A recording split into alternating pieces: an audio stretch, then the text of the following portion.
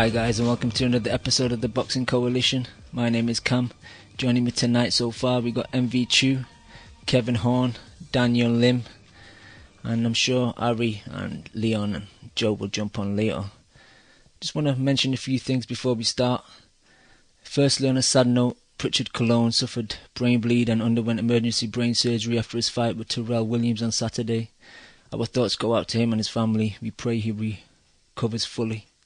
Secondly, on Sunday in the UK, the clocks go back 1 hour, so depending on where you are in the world and whether your clock's change or not, the show might start at a different time next week. For example, in the States next week it'll start at 6 p.m. Eastern and 3 p.m. Pacific. And lastly, on a brighter note, it was Kev's birthday on Saturday, so happy belated birthday, Kev. And more importantly, on Friday, Kev proposed to his long-term girlfriend and she said yes. Congratulations, Kev.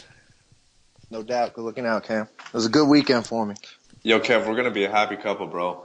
There's a lot to be happy about. Exactly. This, white on yellow stuff, it's really happening for us. That's it. White rice, yellow rice. You don't have to decide any longer. Exactly. Now, all jokes aside though, Kev, is your girl going to put her foot down and stop you from talking to strange men on the internet that you never met about boxing? Well, she already met Lim, so I'm pretty good. Oh, so she's like one down already. That's all right. That's it, man. Yeah, get a tough one out the way first. He didn't look like a child molester, so I'm pretty good to go on from now on. All right. If he would have been Ray Pop, I would have been done. All right, let's get on to the boxing. Gennady Golovkin, David Lemieux, HBO. But before we start, I just want to make a comment. Even though I hit the gym and I'm pretty good looking, I'm here based on talent alone. No special privileges. You taking shots at anyone in particular? Nah, anybody on Twitter, they seen it. All right, let's get into the boxing. Gennady Golovkin, David Lemieux, HBO pay-per-view, Madison Square Garden on my bucket list. Chu, you saw the fight. What did you think? So both these guys were live at the fight. It's only right that I speak first. So that's fine. It's only right that Kev speaks first. Well, Kev, what do you think of the fight? Oh, it's fine. I didn't know Lim was there, so yeah, interesting to see if he had the same take I did because we didn't talk about it already. I'm sure we pretty much agree on everything, Yeah. So now that we're in this relationship. But I thought it could be a yin yang theory though. Okay. I thought it was a great fight. Like I think the only atmosphere that rivaled it that was probably a little better was the Margarito Cotto 2 at the Garden. The Zab Judah Cotto fight at the Garden was pretty hot too, but this was crazy. There was a lot of packed people. People were packed in there. This is more people than I've ever seen at a boxing event. And it was nuts. And basically from start to finish of the Triple G fight, everybody was on their feet, not on their feet, but pretty hyped and electric, except for about the fifth round. I think by that time people started settling in like, man, maybe this is going to go like 10 rounds and we're going to just witness this round after round after round after round, like on repeat. So people started to like kind of die down a little bit and then they picked back up in like the seventh round.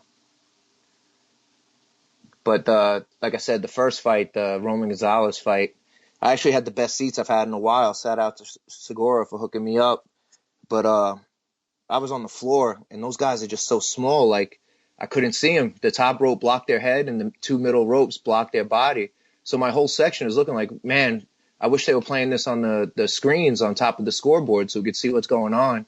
And we were just watching the replays to see what punches really landed and everything like that. So anybody who probably sat on the next section up probably had a better look at and better view of that fight. But it was a sick atmosphere. If that's on your bucket list to come to MSG, you missed a good one to come to because that's probably as good as it's going to get. Yeah, just rub it in more. Why don't you, Kev? Yeah. Lim? Yeah, just to go off of what Kev said, I know you talked primarily about the atmosphere, and I couldn't agree more. I think what made Cotto Mark II and Judah versus Cotto such a lively atmosphere. I hate to say it, but I think it was largely based on race. I don't know if you agree with me, Kev. But there is a pretty stark dichotomy in those two situations. Whereas in Lemieux and Golovkin, you don't really have that contrast, I feel like. So this was kind of like just a fight fans. I sound like Michelle Phelps whenever I say fight fans, right? But anyway, I digress. But I guess what I'm trying to say is that it's what people just enjoy in terms of this is like a fight for knowledgeable boxing fans, right? Like these are not two household names yet. So this is kind of a more educated boxing crowd, I feel like. And I certainly felt that way in terms of just interacting with people at the fight. But enough about the atmosphere, just the fight itself. Yeah, Lim, it's funny you say that because when I was sitting in the section, my girl was like, you got to talk to everybody because everybody was saying the same things, and it was like an educated like crowd. Whereas a lot of times at the Cotto fights, it's just great because they got the flags and the nationality and everybody's pumped, and it's more of like a party atmosphere, and like it takes on that. This was more like people analyzing each round after the round and talking to each other. Hey, you see that? You see this? It's pretty crazy. Yeah, especially Cotto Margarito. I mean, obviously that's PR versus Mexico, but even Cotto versus Zab, you got a large African American demographic, and a Puerto Rican demographic. It's naturally going to create a pretty, live crowd, heated us environment. Versus them, so, yeah. Exactly. So it's a very kind of cultural difference that kind of explains that liveliness. But yeah, but if the fight in and of itself, I'm sure Kev will, say similar things. But I felt like Triple G's arsenal that he displayed in this fight was fucking incredible. I wasn't really able to gauge how complete of a fighter he was until I saw the fight this morning.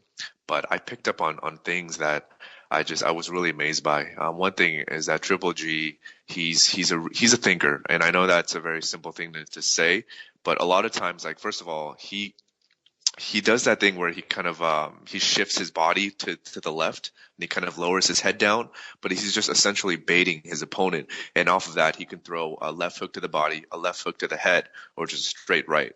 Like he's always moving around, but he's always in position, right? That's the one thing that I really dislike with guys who I love, like Canelo or even Lemieux, for example. They're always bouncing around on their fucking feet, so they're not always in position to throw punches. Whereas Golovkin, his shoulder and his feet are perfectly at the right distance. They're always set apart at the right distance. He can throw any kind of punch he wants to at any given time because he's just at perfect balance. Like the guy can just throw punches at any given angle, at any given kind of speed, pretty much whenever he chooses.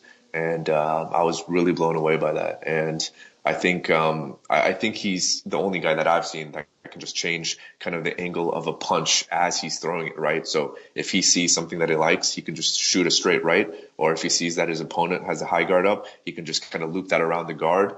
And it was pretty mesmerizing. And one last thing, I know I'm kind of going off on a tantrum right now, but whenever Triple G's opponents escape from him, he again, like he changes the angle of his punches to kind of like, match the direction that his opponents are going to. And he's just the most complete offensive fighter I've seen in a very long time. And no one's going to beat him at that weight division. Absolutely no one. Chu, your thoughts on Mr. Golovkin, one of your favourite fighters? Yeah, beast. Beast, he's more than a beast, he's a bear with a shotgun. Now at least you use beast correctly. Yes. Talk about that jab. What a jab. Yeah, spectacular jab. He was teasing him with a jab. It was like taking candy from a baby. And I've heard people say that all he used was a jab, but I disagree actually. He was using everything.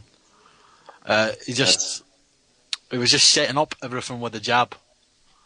So all you saw was a jab, but you saw left hooks to the body, you saw right hands, you saw uppercuts, you saw right hands to the body. He threw the book at Lemieux, the whole fucking boxing glossary, and just stuck to him.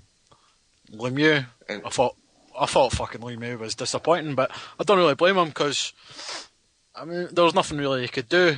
It was like a praying mantis. The guy was just kind of caught in a Venus flytrap. Nothing he could do at all.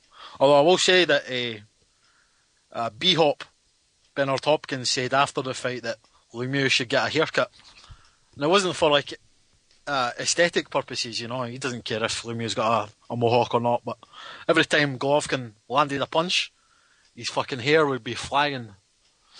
And it just kind of exaggerated the shots to the judges' eyes. So, I mean, even then, these small details, regardless of how good Golovkin was, he's never going to look as if he's winning the fight when his head's always fucking rocking back and forth. Yeah, His but hair's flying. His hair was flying because his whole head and neck was flying. It wasn't just his hair. Like, sometimes you see sweat fly off and the head not even move, but his hair was flying because his neck was flying. His head was getting rocked back from round one on about, I would say, half or slightly less than half of the jabs he landed.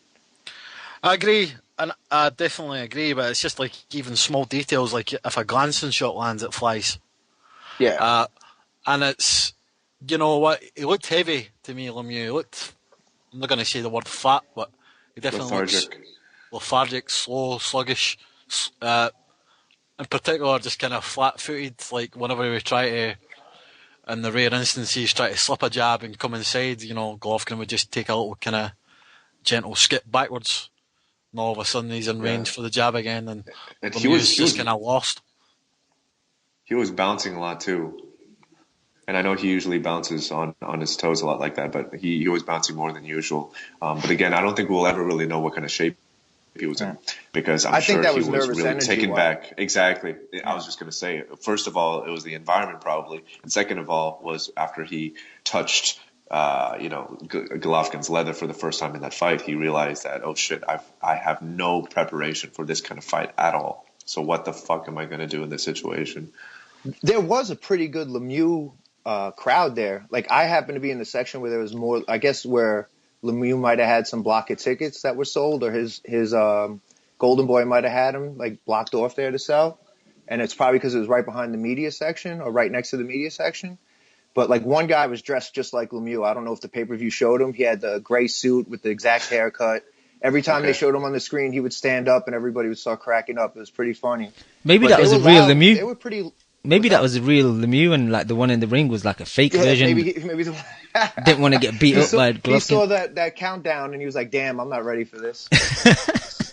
Yeah. But the thing was, like, they were loud during the entrance, and he had a pretty good entrance. But halfway through the first round, they were just completely silent. And I sat right behind, like the row behind, at least 6 diehard Lemieux fans that all dressed like him. They were all pumped for him, and like, probably 2 minutes in, they were like, Jesus, he has no shot. He's getting destroyed.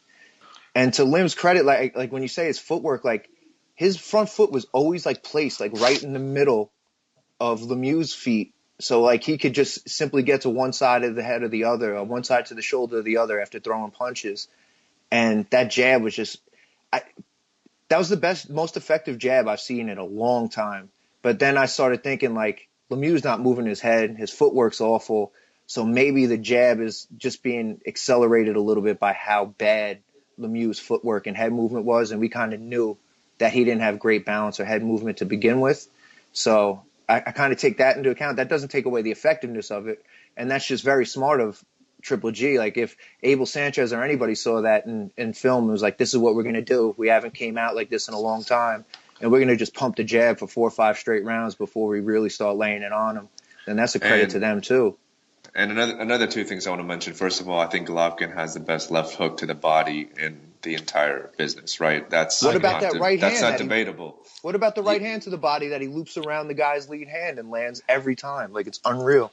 I guess I just like the left hook more because it's so much more pronounced, and it's just such a it's easier to see. Of beauty. Exactly. And the thing is, again, I hate to bring Canelo into this again, but when Canelo throws that left hook to the body, it's nice, but I feel like he just tries to kind of, get in the pocket, and he just kind of blindly throws that left hook, right? Where you kind of get an understanding of where it's going to land and probably where it's going to be most effective. Whereas Triple G, he kind of pivots to his left, and he shifts his body weight entirely to his left, and he kind of pinpoints that hook right to the fucking gut. And that's just a thing of beauty. And he did that multiple times in the second round. And I think that's when Lemieux just kind of lost interest in the fight altogether. That's the punch that ended the fight. He had him against the ropes, and he hit him with a punch you could barely see because of the camera angle, and he landed it right on his side. And all you saw was a wince. He stepped 3 steps back and looked right at the ref, and that's why the ref stopped it. And that's exactly how he got Macklin out of there, right? That beautiful left hook to the body that he's able to throw. And then second thing was, I love the way Triple G circles around his opponent. Like, he's so effective at that. right? The way he just kind of circles around at 45-degree angles, and until he finds the right opening, he's just going to keep doing that. And of course, his cutting off the ring was spectacular, right? Just the way he's able to get in distance with taking like 2 or 3 steps, whereas guys like Canelo would have to hop around 8 or 9 times to get in position just to miss again. So It's funny that you said that too about him, like the way he circles, because I brought it up after the Murray fight when Murray was really on his toes after that he got hit with that good body shot early on. And I was like, I've never seen a guy throw punches that miss on purpose like Triple G just to walk him into another punch or a combination. Like he'll throw the right hand wide, like straight but off target, just to move the guy over exactly where he wants him. The next thing you know, he's putting a left hook to the body or going back to jab right hand or something. Like it's just crazy. His offensive arsenal is so good. he does that all the time, right? With that right hand especially. Yeah, he throws it like right over the guy's like left shoulder, and then he just moves you over and puts you right in position. And like I just said in the chat, like I think his chin is as advertised, and it makes up for the 3 or 4 times he's going to get caught square, giving up all that offensive pressure. Just in regards to Canelo's left hook, I think Canelo kind of loads up on his hook a little bit. With GGG, you don't really see it. It's just a very sharp, short hook to the body. Like the knockdown, well, not the knockdown, but the stoppage, the punch before the stoppage. It's like, it was so short that even without that camera angle, which was quite bad, but I couldn't see it the first time. So I had to watch it a couple of times, and I was like, oof, it was almost as if he had like a knife in his hand. And I was just like, so fucking strong. Yeah, he's a beast. The thing is, with Lemieux, he really disappointed me. I was expecting a much better performance. As good as Golovkin was, if that's Golovkin's best opponent at middleweight, which a lot of people were saying it was, then, I've got a funny feeling that a lot of people are going to get bored quick. Because no one wants to see mismatches constantly. Yeah, that was my biggest issue. I came away from that fight disappointed. I was impressed with Golovkin because, over the last couple of fights, he's been playing with his food a bit. That range hasn't been there. Like, when I started watching him, that range was excellent. He was always in range for his punches and just slightly out of range for his opponent's punches. And I went to sleep at 6 a.m. on Sunday morning, a bit disappointed because I was looking forward to this fight. And maybe it's my own fault for maybe expecting a bit more from Lemieux. I thought he would actually put more effort in, thinking, I'll go out on my shield. It's probably just naive of me thinking that. But he took some big shots. He was tough. He was in there. He took real big shots, but he didn't go for broke at all. I thought he would, go after Golovkin a bit, try and test his chin or something. But he was always on the back foot. Early on, he hit him with his best right hand. I think in like the 3rd or 4th round, he hit him with a really good left hook, and I think the left hook, maybe it was to the body, made him take like a quick step back. But other than that, like he didn't even flinch on the right hand, and I think that's when the soul was just gone. He was like, "Fuck." At the same time, I feel like he's just not a good fighter. So it would have been difficult for him to be on the front foot because that would have led to such marginal success, in my opinion. Like he's so fucking wild, man. The way he telegraphs that right hand, it's shit that you do on your first week of boxing. It's like a new guy at a gym who just watches a shitload of Mike Tyson videos. Like that's how that guy throws his punches, and that's exactly how Lemieux does it as well. That's a great point, actually. You watch Triple G, and it's like you're not watching it for the competition. You're watching it to learn things about boxing. You learn how this works. The only thing I learned from Lemieux was his entrance music, which was great. I went and downloaded that. I don't know the name of that. Hey, can you give me the details after the show's over so that I can have some good workout music? Yeah, I'll send it to you, bro. All right, thanks, bro. See, like, I think we're going to get past the, like, novelty where he just puts on a good show. I heard a couple of people, like, they're the Triple G haters that say, well, this was boring, all he did was jab. But I've never seen a boring fight where 20,000 people were hyped the whole fight, except maybe one round of downtime. So I don't think it was boring at all, but eventually people are going to get tired of just watching good performances and really want to see a risk, like a 50-50 type fight or a fight where the odds are 60-40 and, it's almost 50-50 in betting action and stuff like that. But there's really, you couldn't make these odds high enough really to take Lemieux. I think we were all pretty honest about how bad Lemieux is. Like he's a guy who hasn't shown power against A-level guys. You know. I also got to bring up the point that there were a couple of people involved in the show that were that thought that Lemieux would have some pretty early success, right? Like who? I know there were people. I don't want to point names. I don't want to call out names, but I know there were people, I think, who got sold by the hype train that HBO was building. All right, I think it's the gentleman who just laughed. I did say that maybe Golovkin might get like dropped or something. I think that's why I was more disappointed, because Lemieux didn't show up at all. I don't think. Yeah. And one last thing that I want to say before, because I want to hear what Cam has to say, because he hasn't said anything, but my basic point is that I think what Kev said is absolutely accurate in terms of people maybe losing interest because of Triple G's dominance. But I actually think that's only going to apply to the hardcore boxing fans, like the people like, maybe not so much myself, but people that are involved in the chat, people who watch boxing on a consistent basis. I think those guys are going to get bored. But I think in terms of the general public, in terms of people that actually matter, in terms of pay-per-view revenue, I feel like that market is only now getting to really realize how dominant of a fighter Triple G is. And I feel like in terms of that aspect, I feel like Triple G can sustain himself as a pay-per-view star. I watched the fight, obviously I watched the fight live, but the day after, when I went to a gym, just a basic gym, not a boxing gym, just like a normal gym, people were talking about this fight. And there's a big sports personality guy here in the States, Bill Simmons. I know Kev is familiar with him. People were just tweeting about Triple G all night. And I feel like on that spectrum, I do feel like the general public is going to be interested in Triple G despite his poor opposition. I don't know. I disagree about that. I just think that... I don't know. Why do you say that? I just think, middleweight division-wise, it's so weak, and Lemieux was the best of a bad bunch, and he just totally got outboxed and stopped. And who's realistically left for people to get hyped up about? Like, we've discussed it so many times. 160 is a barren wasteland. It is, but does the general public, are they going to invest themselves that much to really learn the landscape of that division? I think the only way he can continue as a pay-per-view star is if they do what they did on Saturday and team him up with another exciting fighter like Chocolatito, and then I think they do it. I think if they try and just do it on their own, have a weakish undercard and just put Golovkin on it against anyone, I don't think it's going to work. But you know what, Cam? First of all, I think Chocolatito has absolutely nothing to do with this equation. I don't know how you feel about this, Chu and Kev, but I feel like Chocolatito is just a supplementary piece that has absolutely no bearing in terms of Triple G's, revenue, his stardom, and his attraction. And secondly, regarding your opposition question, again, like when Tyson was at his peak, when he was at his heyday, people were so tuned in with him, not essentially because of the opponents he was facing, but they just wanted to see this fucking monster beat the shit out of people. And I think that's really what resonates with Triple G. I talk to people and they're so mesmerized by like the transformation that he undergoes, right? Like he's this nice, smiling, good boy. And when he's in the ring, that fucking level of focus, how many times do you see that on fighters, like throughout the entire fight?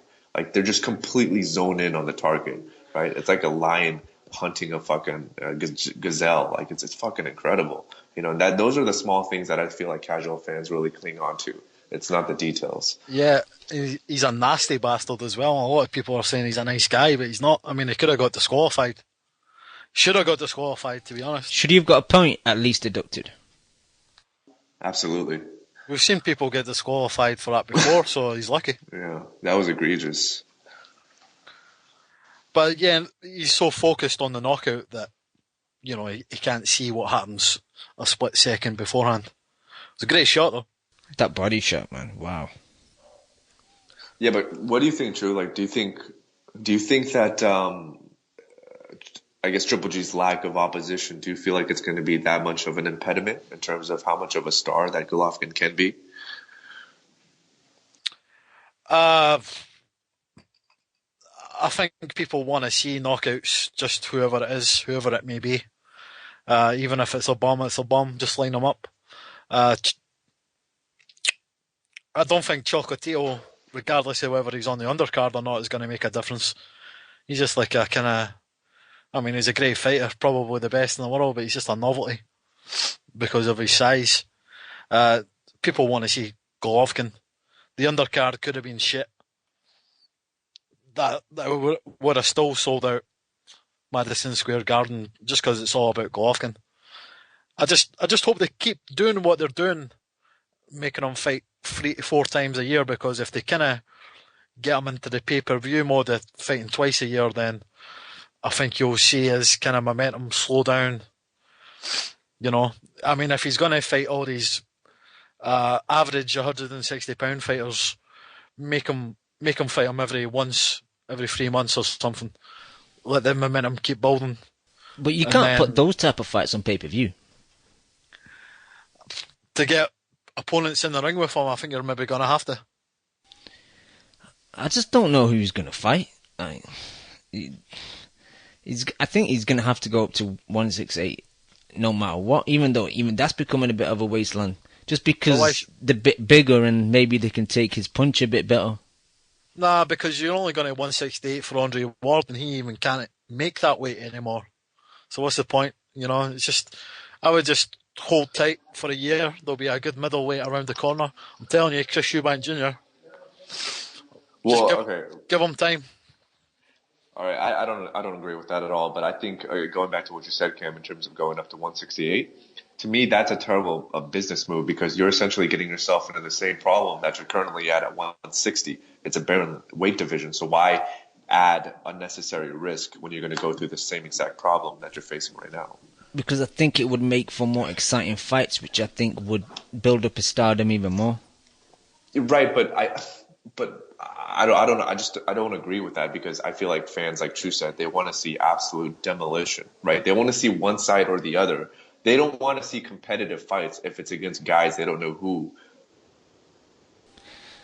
I don't know. I disagree. Like, one of the reasons I felt the opponent, right? Like, what's the point of a competitive? But no. Please go ahead, Ken.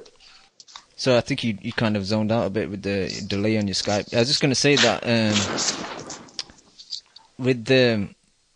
that was my problem with the fight on the weekend, that it wasn't competitive. That's why I was a bit upset, because it's like I watch boxing for competitiveness. Obviously, when someone gets starched out in the first or second, third round, it's exciting. But the main core for me is to see competitive fights. Yeah, I think that's because you're so ingrained as a hardcore fan, Cam. I think that's why, because like, you know the ins and out of the sport probably better than 99% of the population who watches boxing, right? So I feel like that's where the disconnect lies. Yeah, you're probably right. I don't know. You're probably not right about that. I know 99% more than everyone else. That's probably wrong, but yeah, I agree. Anything else you guys want to discuss about Triple G before we move on? No, I mean, you're absolutely right, Cam, regarding the opposition. You guys know I'm a diehard Canelo fan, but I feel like Triple G can knock Canelo out in 2-3 rounds if he wants to, you know. I think it'd be a little bit more competitive than Lemieux, but like, honestly, what's even like a viable matchup for Triple G at 154, 160, you know? And even at 168, who would you guys want to see him fight other than Ward? I think DeGale would be a good fight. DeGale would be the only one, yeah. I feel like he sparks DeGale too, though, honestly. Yeah. I don't feel like DeGale has he's not a big power. enough talent, yeah. He's not like Ward, where he was on pound for pound list. This guy's just a beginning guy, you know? Yeah. Honestly, I mean, like, I know this is probably a fight that's never going to happen, but I mean, what kind of threat would DeGale pose against Triple G? Like, can he outbox him? Can he outmaneuver him for 12 rounds? I don't think so. Nah, probably not. But I think if the ring was big enough, he'd cause him a few problems for a few rounds. But I think Triple G would just take his time with him and end him whenever he wants. But yeah, you're right. I'm just looking at super middleweight at the moment, and can we stop with the Lara talk? I don't know who's talking about Lara. There's like 6 people talking about that. They're just seriously? real loud on Twitter. Lara's friend, Lara's mother, Lara's father, and 3 other people. The thing is, De La Hoya is already talking about trilogies with the type of Cotto Canelo matchup. So that's never happening for Triple G. Like, he should get that out of his head. He'll fight for a vacant belt versus like Highland or Toriano Johnson for that belt. Yeah, I think he'll fight Terriano Johnson next because Andy Lee's obviously fighting Billy Joe Saunders. And after Terriano Johnson, I think Andy Lee's got a lot of balls. He'll step up and he'll fight Triple G.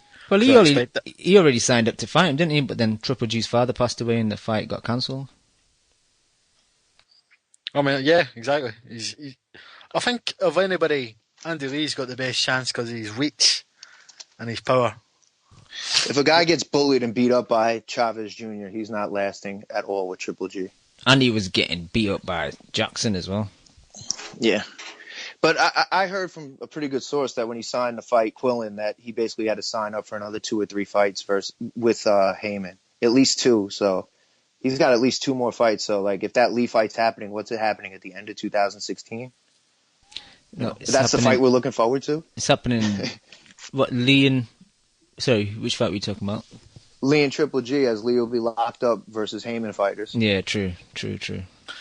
The thing with Andy Lee is he always loses his fights and then he wins. Like, just because of that right hook. Yeah, that right hook's just gonna bounce off Golovkin, don't it? Well, I mean, we're clutching at straws. That's the only way. The reason why everyone was giving Lemieux a shot was because of the power. Like, you're not going to outbox Triple G. You're going to knock him out, maybe. But, these guys can't even touch him. So, yeah, the only thing I see troubling Triple G is a really tall guy. Like, like a really, really tall, awkward guy. Yeah, who fights at 190, who fights at cruiserweight, right? Probably. Steve Cunningham. I pick him against Steve Cunningham. Oh man, no. But another thing I do want to say is that I've always I think I've given Triple G a lot of criticism just because I think I am the kind of person who doesn't want to say what everyone else is saying. As terrible as that sounds. But I think this really it just proved to me that Triple G he fights in gears. And it just confirmed to me that his performances against Willie Monroe, against Martin Murray, and against David Giel, or whatever his first name is, like, he fights to the level of his opposition, right? And he fights to please the crowd and whatnot. But this, to me, was the most complete performance from Triple G, and it just showed to me that when Triple G wants to fight at his highest level, like, this is the kind of product that you're going to get served. So. I don't have any kind of doubts at all for Triple G anymore. And I don't feel like he needs to even fight Ward to prove anything about his legacy. And I used to think that because that's a fight I always wanted to see. But now that Ward's at 175, that's obviously not going to happen. So that shouldn't take place. And Giel has the same first name as you, by the way. Oh, I think that's just probably because I wanted to disassociate myself from that Aussie bum. I actually knew that. I knew that all along, but that's clever, Lim. That was clever. All right. Anyone else? Or should we move on? Yeah, let's move on. Kev, you were saying earlier, when you were watching the Chocolatito fight live, it's so small that where you were sitting, the ropes were restricting your view. Did you manage to catch the fight on TV or YouTube or anywhere else afterwards? Kev? Kev may have stepped away. Lim, did you catch the chocolate? Are you back? I got the KH service down here. The KH service? Yeah, I saw the fight cam. What did you think? We were having a discussion before the show, right? Who in our opinions have the best footwork? And I think I agree with you. I think Chocolatito does have the best footwork. I think he's the best combination puncher in boxing right now. I think that's not an argument, but certain things that I think Triple G does better. I think Triple G has obviously more power for his weight class, and I feel like Triple G has better ring generalship than Chocolatito does. I don't know if you agree with that, but I feel like he does a better job at controlling his opponents. But enough about Triple G. I was rooting for Viloria. He's a wild card guy. Obviously, I'm pretty good friends with Marvin, so I was rooting for my guy. But after some Nervous rounds, I think, for the first 2 rounds, right? Viloria looked pretty good. His left hook was working, and I was surprised by that.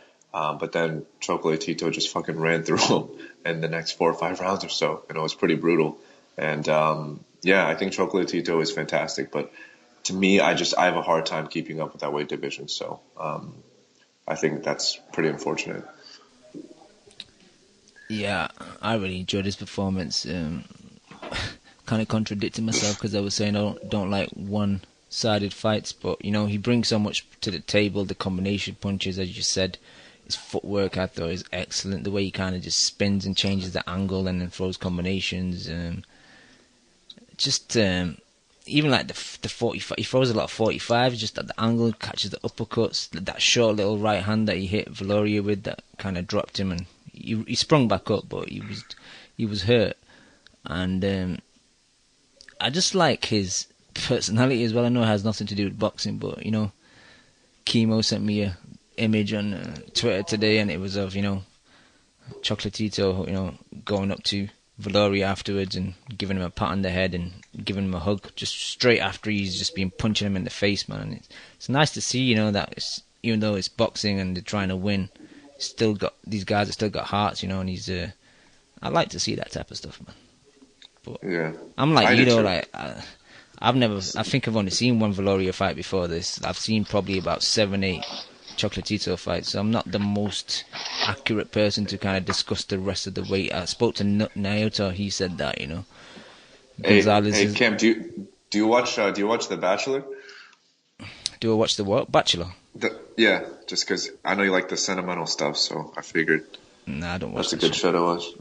Sorry, that was a terrible joke. That was terrible. Yeah. Please go ahead. I know. Yeah, just speaking to Naoto, and he's saying that Gonzalez is looking to go up to Superfly, so I don't know if that's going to make the Inoue fight difficult. I don't really know, but I'm sure they'll meet each other at some point. But I think Inoue is not really ready for Gonzalez yet. I think he starches anyone, and I think he'll easily beat Floyd's record. Chew, your thoughts? Yeah, little drama show, fucking quality, man. I mean, I've walked past flyweights in the past, but I'm not going to walk past this guy. He's really kind of enlightened me about how good these small guys can be. You know, they were talking in the commentary, and I've got to say the HBO commentary I thought was excellent. You know, Roy Jones Jr. in particular was kind of full of information about what every fighter was up to in terms of like technically. You know, one thing that Roy Jones picked up on what Chocolatito was doing was, you know, he would throw a right hand, get close, and then take a little step to the side, kind of like he's hitting a heavy bag, just circling the guy that way. So he's always got the next punch he follows up on, he's got an angle for it. You know, that little kind of step to the side after you threw a punch, it's not immediate to you when you watch it, but then when you're kind of told about it, it's quite interesting because he's doing it all the time. He's constantly like changing the angle for the next one, but he's doing it 5, 6, 7 punches in a row, and it's a lot of work. How he gets his energy from, where he gets his energy from, I don't know. I think Viloria was just tired just from the output of Chocolatito. You know, because Viloria was right in there the first couple of rounds, but Chocolatito just kind of stepped on the accelerator the third, 4th round, just kind of drifted away from him. What I will say is, though, you can't say that Chocolatito had a better performance than Triple G. Maybe he was fighting a better opponent. However, he did get fucking shook badly by a body shot, you know, in the round that got stopped when he wasn't punching for like 40 seconds. And it was sorry, on you go. I'm sorry. No. Please, finish, Chew. My bad. Oh, yeah, you can't say Triple G had a worse performance than Chocolatito. He hardly got hit. Granted, you know, fucking David Lemieux is not as good a fighter as Brian Viloria. However, Brian Viloria is 34 years old. Yeah, but I think you kind of answered your own question in that sense. I know you made the point that Viloria is 34, and I agree Viloria is way past his prime. But I also think that Viloria is a much, much better opponent than David Lemieux is, especially on that given night. So I feel like to make that argument in terms of who had the better performance, I feel like that's very difficult to make. But I actually just want to ask you guys. I know this is, again, another difficult question to answer, but at this given time, who do you rate as the better pound-for-pound fighter? Probably Gonzalez, just because he fought better competition. So he's proven he could do this like performance against, top level guys or more close to A-level guys. Where, I don't know much about the division, just like Cam said, but Naota gives us the skinny and tells us for fights to look out for, and you watch. So I've watched a couple of them, especially when I knew he was going to go on HBO last fight, and I think he basically fought more competitive fighters where the middleweight division is just so weak. So like I see Triple G as performances, and I know it's real. I know I'm not looking at a mirage, but until he does that against like an A-level guy or even a B-plus level guy, we don't know that he can. So it's like, even though the list is mythical, like I still want to like keep it towards stuff that's been proven. Hey Kev, what did your girl think about the fight at 115? She was like, "Wow, they're small," and I said, it's funny, they're only a little bigger than you." And I know you guys probably aren't discussing children just yet, but if you guys do plan on having kids somewhere down the road, do you hope that they're larger than either fighter when they're born, or what's that like? Yeah, I figure by about 9 or 10, they got to be approaching these guys in size. Right, otherwise, okay. I might have to take them to the doctor and get some injections. Right. Okay. All right. But real quick, because I didn't comment on the fight. Besides that, I couldn't really see him. The thing that on Chu's point is, I think it's tough to say that Gonzalez outshined Triple G for the fact that the crowd reaction wasn't even close. So like one guy was the bigger star. And by about the fourth round, there was still a nervous energy. I don't know if you felt it, Lim, that Gonzalez might be in a fight and he might be losing. Or he might have a chance to get beat. And there was that nervous energy. Whereas from 30, 45 seconds in the fight, people just knew. Like I said, I was sitting next to a guy dressed just like Lemieux, and they were completely silent 2 minutes into the fight. So it's tough to say, anybody outshined Triple G in that regard. A lot of it can be down to the level of competition. However, I think people are getting confused as to what was more. Gonzalez, I feel, could have just made that a bit boring like Golovkin did, but he chose to make it exciting by going not toe to toe with the guy, but just kind of in close, like within range of Viloria. So basically, the point I'm trying to make is Gonzalez was more exciting, but Triple G was flawless. Gonzalez brought small drama and excitement. He certainly did. Joe Morgan's jumped on the line. Are you there, Joe? Alright, boys. Joe. We're talking about Chocolatito and Viloria. Just give us your thoughts before we get your thoughts on Triple G. Yeah, man, it's impressive. Probably the number one fighter in the sport for me. Like Viloria's, he was good. Like everyone was thinking that he was a bit of a bum and he was old and he was over the hill. But what that fucking left hook that you caught Chocolatito with, I can't remember what round it was in, but fucking I don't know how he stood up to it. Second. Yeah, man, it was absolutely brutal left hook, and he just ate that shit. But hey Joe, what did you think about the Lee Selby fight? Tremendous performance. All right, cool.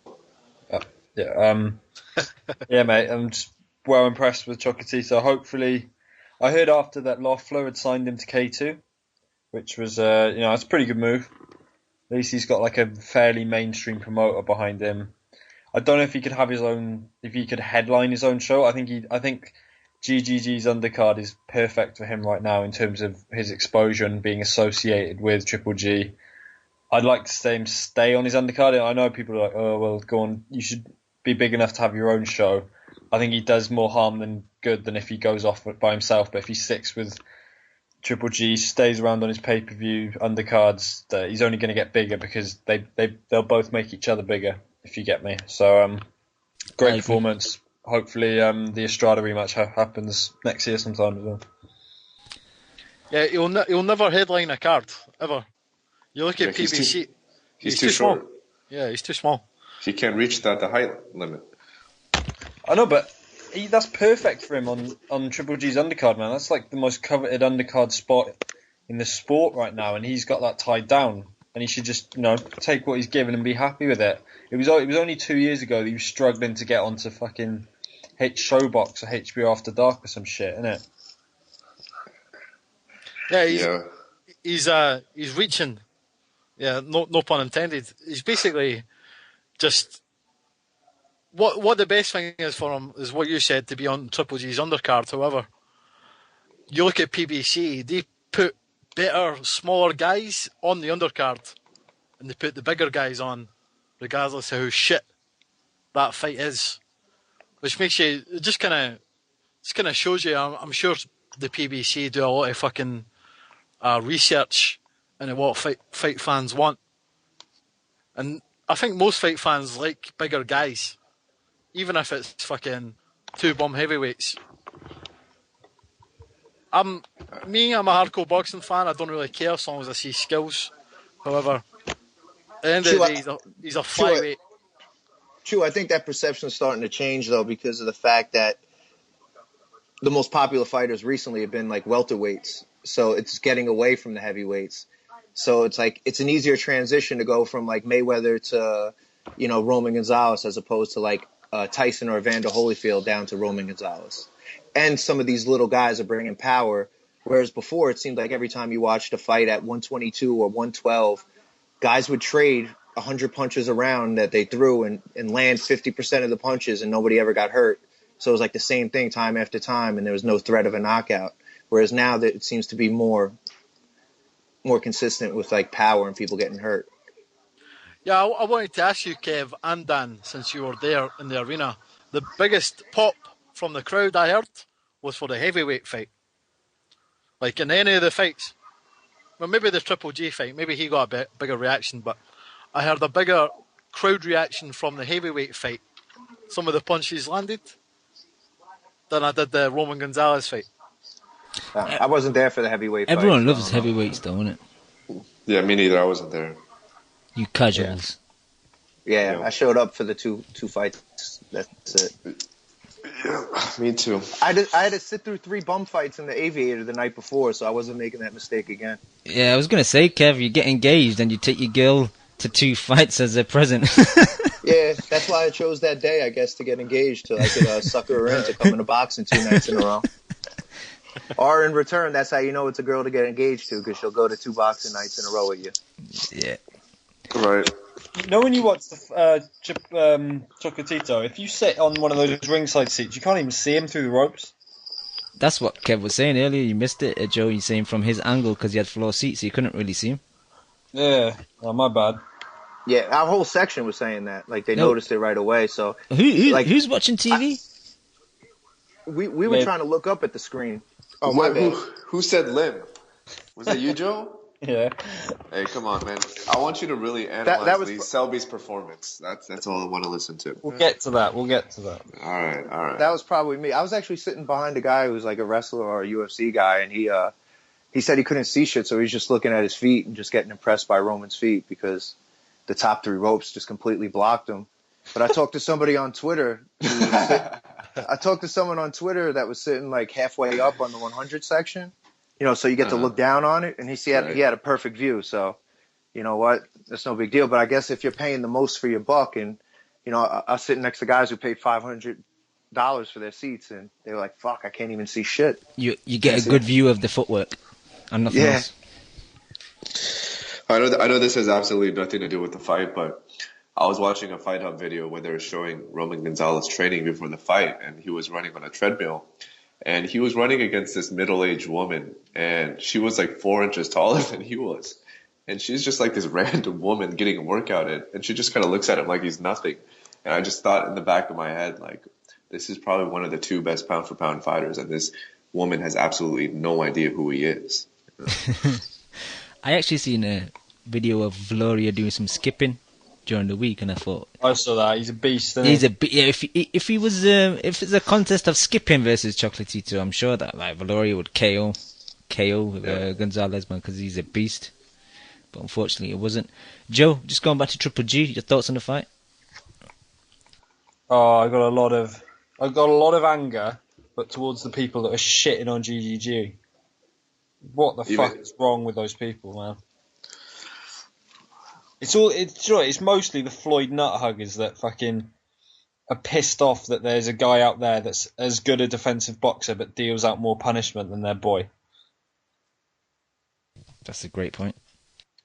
Because how you can fucking shit on that performance is beyond me. He's gone in there with a genuine, and I think Lemieux's a fucking top 5 middleweight. Alright, he might be a bit fucking limited, but he's got fucking serious power, and the middleweight division's pretty piss weak, and he's a top 5 middleweight, and he has dominated him. He's won every second of every round, and there was not a moment in that fight where I thought Triple G was in trouble or in any form of uncomfortability at all. And that jab was just unreal. It was like a fucking right hand putting out there, wasn't it? And the same people call this fight boring, but won't call a Floyd fight boring. Yeah, it's double standards, mate. They just can't deal that there's a guy that their guy's irrelevant now. He's gone. See you, Floyd. Fuck off. There's a guy on the scene that actually puts out punishment and is just as good a defensive boxer as he is. It's fucking. I said on Twitter, like, it's easy to only get hit with 25% of your punches when you only throw 30, 35 punches around, and none of them are in combination. It's, one punch and move, as opposed to a guy throwing 70 punches, most of them with power, most of them in combination, and only getting hit with 27% of his punches. Like, I think that's far more impressive in my mind. I haven't got the time to sit down and go through CompuBox, but I'd love to know what the percentage of shots that Triple G and Floyd throw to the ones they get hit with, and the amount that they throw to the ones that land. Because I guarantee you they're not going to be that far apart. And I'd much rather watch Golovkin fight than Mayweather any day. And alright, I might be a bit of a fucking casual and I don't appreciate the greatness of Floyd or whatever. But I just like seeing fucking knockouts. I like seeing some action. And Golovkin just fucking produces time after time. I can't be bothered. The thing you got to respect about Floyd, though, is he's shown that he could do it against a Robert Guerrero or a, Maidana or a Pacquiao or a De La Hoya, basically the same thing. Like, he could be the same guy versus all of them. Like, he's shown it against different levels of opponents, whereas right now, Triple G has to show that he could do this against a top-level guy. And that's the only thing separating them. But for excitement, for anybody to call this fight boring, like, I think it's very rare. Yeah, even my girl just said no. Like, she said no. Like, and she don't like boxing. She goes just because of me. Like, so she's taking it up a little bit. But she was there. She was hyped. And I got to give a shout out to the ref for stopping it exactly when he did, because I just caught my train by 2 minutes. Otherwise, I'd have to wait an hour and 14 minutes for the next train. So, shout out to Funny Face over there, the ref, whoever he was. Yeah, and it's not like I'm like shitting on Floyd or anything, because he's the greatest boxer of his generation. But I'm just saying those guys can't shit on Golovkin and still praise their boy when Golovkin does pretty much the same thing, but he deals out more punishment. Yep. Anything else, Joe? Let's be honest as to why. Why do you think, Joe? Why do you think they hate? Because it's ingrained in boxing fans that they have to find something to take them down a level. They can never. There's always something that you can shit on with a fighter, and it's easier to shit on someone because that's more the hardcore way than praise them and seem like a casual. I think that's a politically correct answer, Joe. No, yeah, I agree with Joe. That was a very good way of giving the PC answer. But also, in addition to that, I feel like a lot of boxing fans inherently have one particular style that they enjoy more so than others. And a great example is you, True. Obviously, you like people who like to really box and beat the shit out of one another, right? So you'd be more inclined to criticize a guy like Mayweather, right? The vast majority of boxing fans like punchers. The stats prove it. Pay-per-view buys prove it.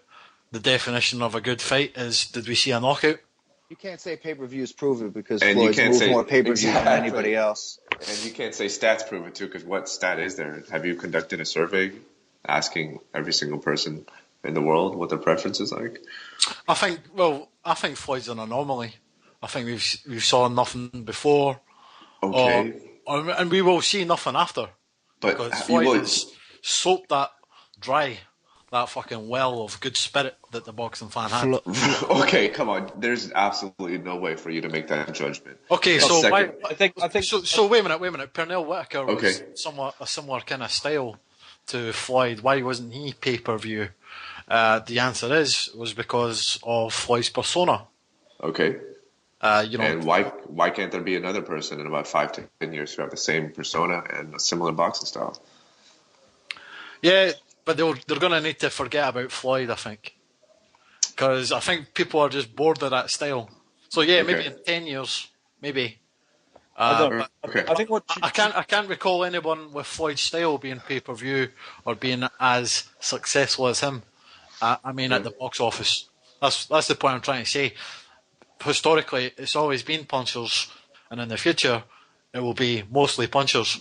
And let's be honest, and the reason why I call Joe's answer politically correct is I think a lot of Floyd's fans are black, and that's great.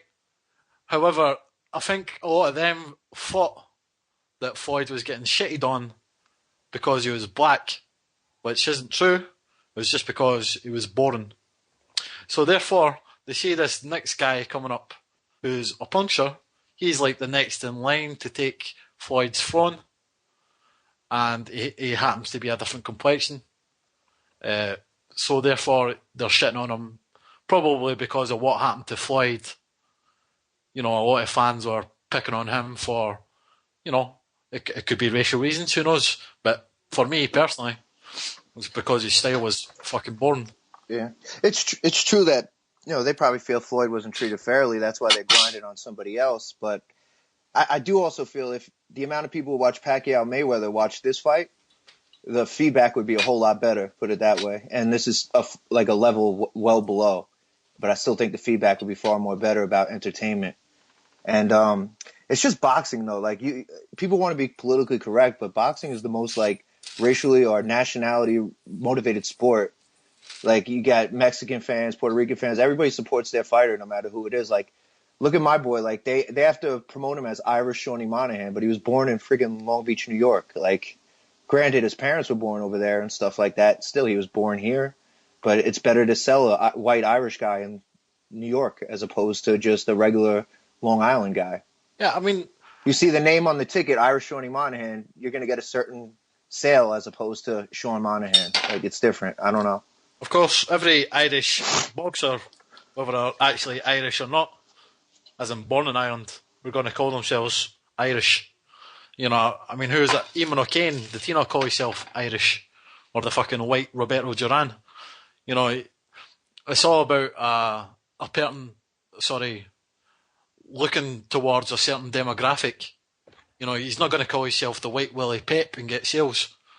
So, these things, it's all about sales. It's all about appealing to a certain demographic. I just hope that now that Floyd Mayweather has left the sport, we can all kind of get back to normal and stop this kind of, now that the Mayweather-Pacquiao thing is dead now, let's just kind of get back to normal. I thought it was kind of, Curtis Stevens tweeted that he loves Golovkin, he loves to watch him fight, because he's a puncher.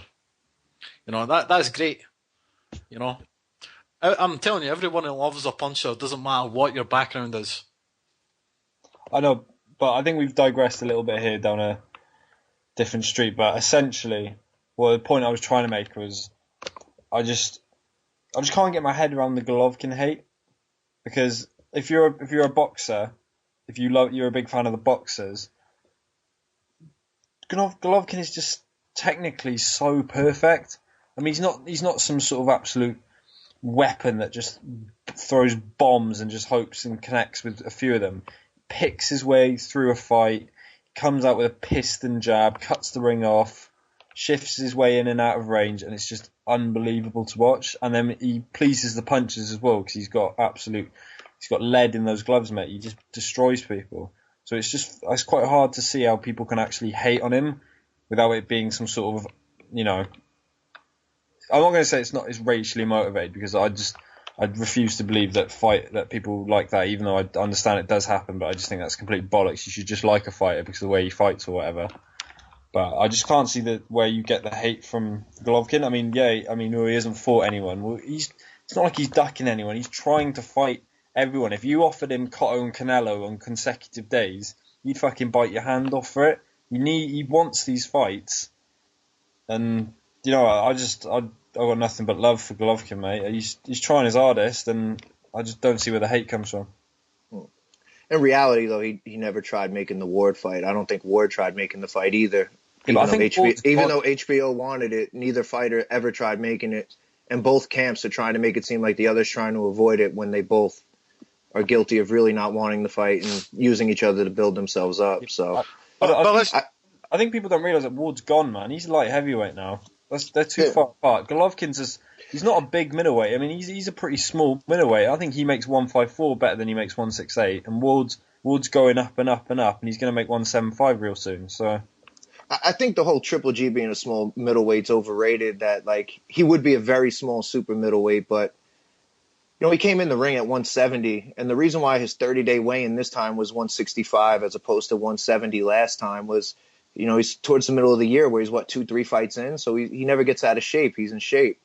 But I guarantee if he takes 8 months off and has a fight, his 30-day weigh-in is going to be about 171. He's going to be coming into camp probably about 177, 176. I know, and I hope that when we look back at Golovkin's career in about 10 years' time or whatever, we're not going to say, he just never had the opposition, because he's 33, and he's had a pretty good amateur background. He's had 34 fights now, and he's gonna start slipping soon. I mean, he's not. I mean, especially with his athletic gifts. I mean, the power. How long is that going to stay with him? Another 2 years, if that? I mean, power's the last thing that goes. Yeah, but when your best attributes probably your balance and your ability to throw like that, your coordination starts going before everything else, and that's from getting hit as well as just aging. So, I mean, but that's the reason why I brought this up a year and a half ago, when Lim started talking about if Triple G could be a star, and I thought he could. And then I mentioned I really wanted the Ward fight, and I caught some shit from a lot of you guys. I just don't want him to be in a position where he's 35 and his best fight is Daniel Geale.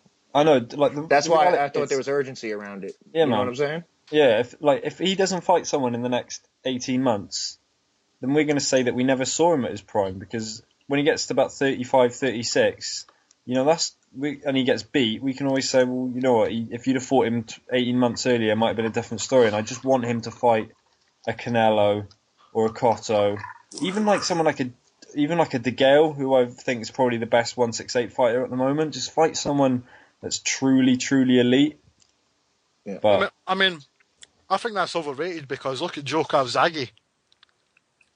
He never fought anyone until he fought Jeff Lacey. And Jeff Lacey wasn't all that. Jeff Lacey's like Lemieux. Yeah, I know. and even though our boy tried comparing him to Triple G, he's really more like Lemieux. I know, and take this from me, 'cause I'm Welsh as well, and I'm a big fan of Calzaghe, man, but I never thought he reached his full potential. He could have probably done more things. He had the Kessler win, which was big at the time. But he should have gone over and fought. That was a huge win. No, you're right. It was massive. He was viewed as the biggest threat. That was a huge event. Yeah, it was a big those win. Those were the two best junior middleweights, both undefeated, going at each other. That was a prime. If Triple G had a win like that, that would be impressive. Because Ward's win over Kessler's his impressive win. I know, but I'd have just liked to have seen him get over to the States and but fight. Why does that matter? I mean, that's just for. Yeah, but B-Hop wasn't a complete bum by the time he beat him. I mean, he was older and a lot slower, but he had some good wins just before that and some good wins right after and even years later. And so Triple G would love to have a Calzaghe resume. I'll just say that. I don't know, man. I think Calzaghe's resume is good, but I think Froch has got the better resume out of the two. Oh, please behave yourself, man. No, I'm serious, man. Calzaghe would have schooled. Calzaghe would have fucking schooled Froch, but you can't deny that Froch has got a better resume. He's fought the better guys. He can keep the fucking resume. Joe Calzaghe's got the record on the career. Yeah, I agree with you, Lynn. I think he would have absolutely fucking schooled him, but I just.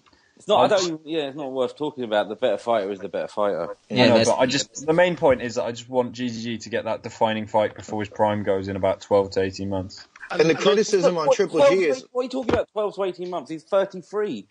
boxers these days box into their late 30s. I mean, Yeah, but those are guys who fight 1 or 2 times a year. Like Triple G's fighting 4 or 5 times, 3, 4, 5 times a year for the last 3 years. Let's be honest, Kev. He hasn't been tested, has he, at any point? Yeah, but he's still taking punishment. He's taking hits. Like just because he has a great chin, he's not getting moved. Like he's still getting hit, and he's still going through. He's still going through brutal training camps, sparring against light heavyweights. I still think he's got 3-4 years.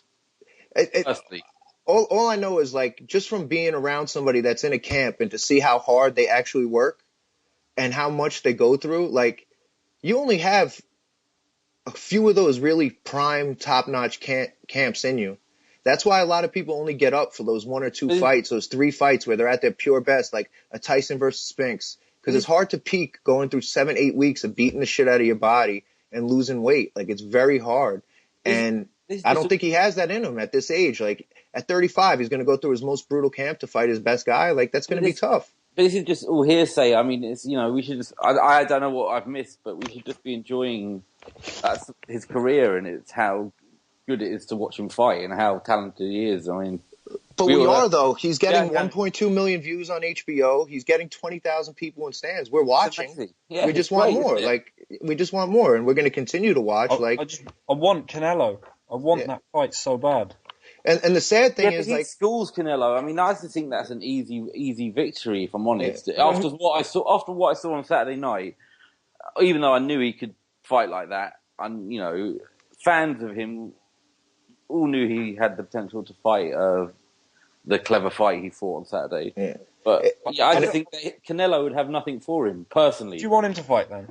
If Canelo's getting dominated by Floyd, I want him to do whatever he wants to do. I'm just happy he's around. That's how I just feel after the weekend. It's just like whatever he does is never going to be good enough to satisfy some people. So I'm just going to enjoy. I don't know. I think I'm starting to really think Cotto beats Canelo, and if Cotto were to fight him, which it never happened, and even if he tried draining him down to 155, like that's tough. That Cotto's by far his best win, and Cotto's really past his prime and small. But I still think I think Cotto beats every middleweight that Triple G beat so far. Probably right, yeah. Yeah, that's fair. All right. That's fair. Who are you and what have you done with Leon? Where's my salt? But why do I need to be salty about someone who's achieving so much? No, mate, I'm on the same page, mate. I just want him to fight Canelo, mate. I've just been watching Twitter and this victory just doesn't see. It hasn't changed any feelings I had about him because I knew he was capable of. I knew he was going to do what he did. Oh yeah, I said exactly what it was. So I'm still really happy. I just like watching how upset people have got. I know it's fucking ridiculous. Of this fight, I don't understand why people are so riled up about it. But I know Triple G couldn't win. Just there was no possible scenario where Triple G could have came out with a better reputation, because if he knocked him out in 2 rounds, Lemieux would have been a bum. Yeah, he couldn't win. I think you guys are looking at it the wrong way, because as much as you're saying this, I think it's a good thing for Triple G because he's getting in the same class as Mayweather. No matter what Mayweather did, he still had haters that said it wasn't enough or the guy wasn't good enough. So I think if he's being criticized that way, that's more of a positive thing. And before Cam, I'm sure, goes on to the next topic, I think it is a positive thing that he's basically getting held to a Mayweather standard. And boxing's kind of in a transition phase where these guys like Triple G and Kovalev and even Stevenson, because he had that electric left hand, people are starting to watch if they're good matchups and they're more fun fights. And I think that's a good thing. So I don't know. Even you take a Fonfara Cleverly fight, that was fun. I think there's more action now, and I think it's a good thing. So I think Triple G is at the forefront of it.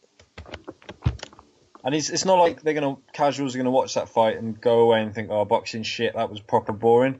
Because to a casual, that was pretty fucking exciting. Well, that's what some people have been saying, Joe. Some people were saying that he promised a war and he didn't deliver a war. I mean, it was just it's just ridiculous. But it was a funny thing because as soon as that first couple of jabs landed in that first round, you're like, yeah, he's going to win this fight. It was just a non-contest from within 30 seconds, wasn't it? Let's be honest. I know, but give me that sort of ending as opposed to a 12 round He's getting his guys out. I said on the Keno special, he'll go in there, he'll be able to do whatever he wants, whenever he wants to do it, and then at some point he'll take him out, and that's exactly what happened. And I think that's. I'm not saying I'm not a Damas. It's to people know what we're talking about. It's pretty obvious what was going to happen. Yeah, do you remember, like, I think it was round 7, where he just hit him with the most brutal left hook?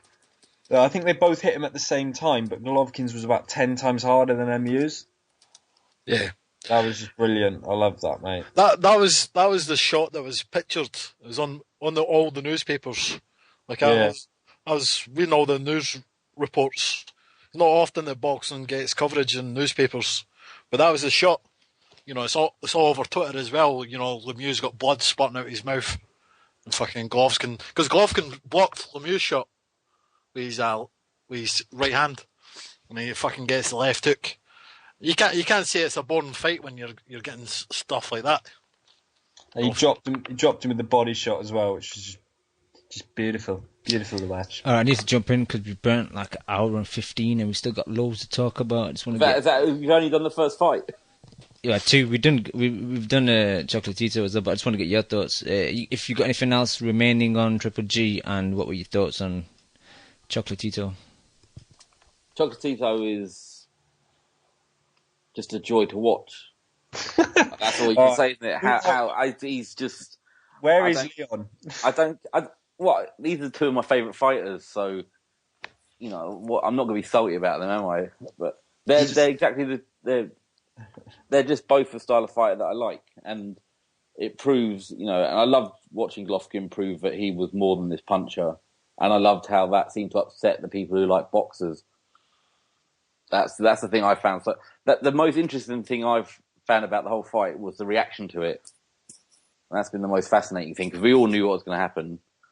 But Chocolatito is just, he's pound for pound number 1 if you like those lists. I think there's a better fighter who's got better skills than him anywhere on the planet.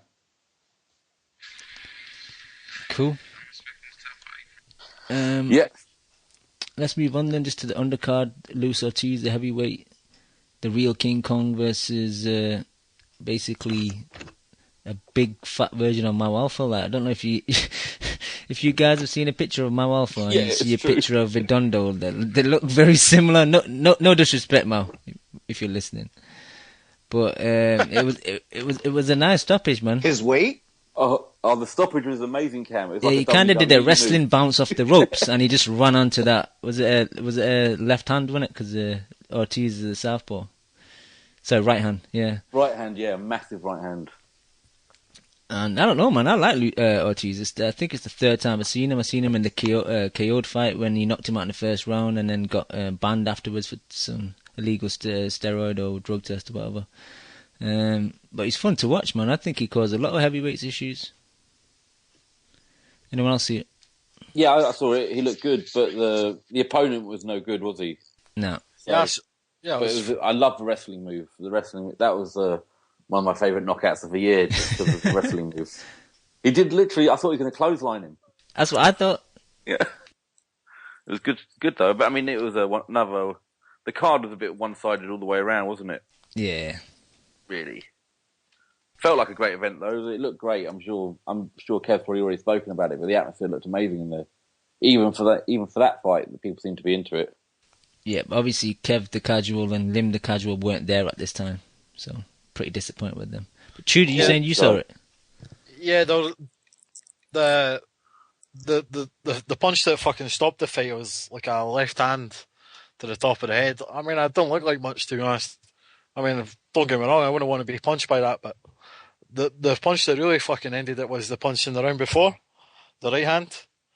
And he fucking made him bounce off the ropes. That's so good. It was fucking awesome, man. This guy's a problem, this Ortiz guy. Is he a beast?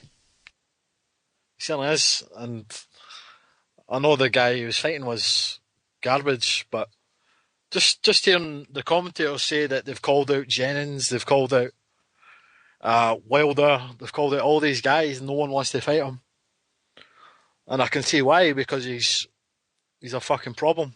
For a big guy as well, like he's light on his feet and he's got a really good jab. He's got good head movement, man. He's good to watch for a heavyweight. He's like the complete opposite of like today's heavyweights. I know Steve Bunce, I know Kimo hates Steve Bunce, but he was saying he reminds me of like a 70s, 80s type heavyweight. You know, like not like today's heavyweights where they're just fucking lethargic, and some are either out of shape and some are just like look too stiff. Like I'm a fan of Joshua, but he does look too stiff, almost like Frank Bruno. But I'm a fan of this guy, man. Yeah, I'd fancy his chances against everybody not named Klitschko. I think he'd beat Wilder, you know. Joshua wastes him, man. I don't know if he'll wait. We've not really seen him cracked by a punch yet, but I don't think Josh would waste him. But yeah, because has Josh fought a southpaw yet? I don't think he has either. And you know how us southpaws are beasts like me.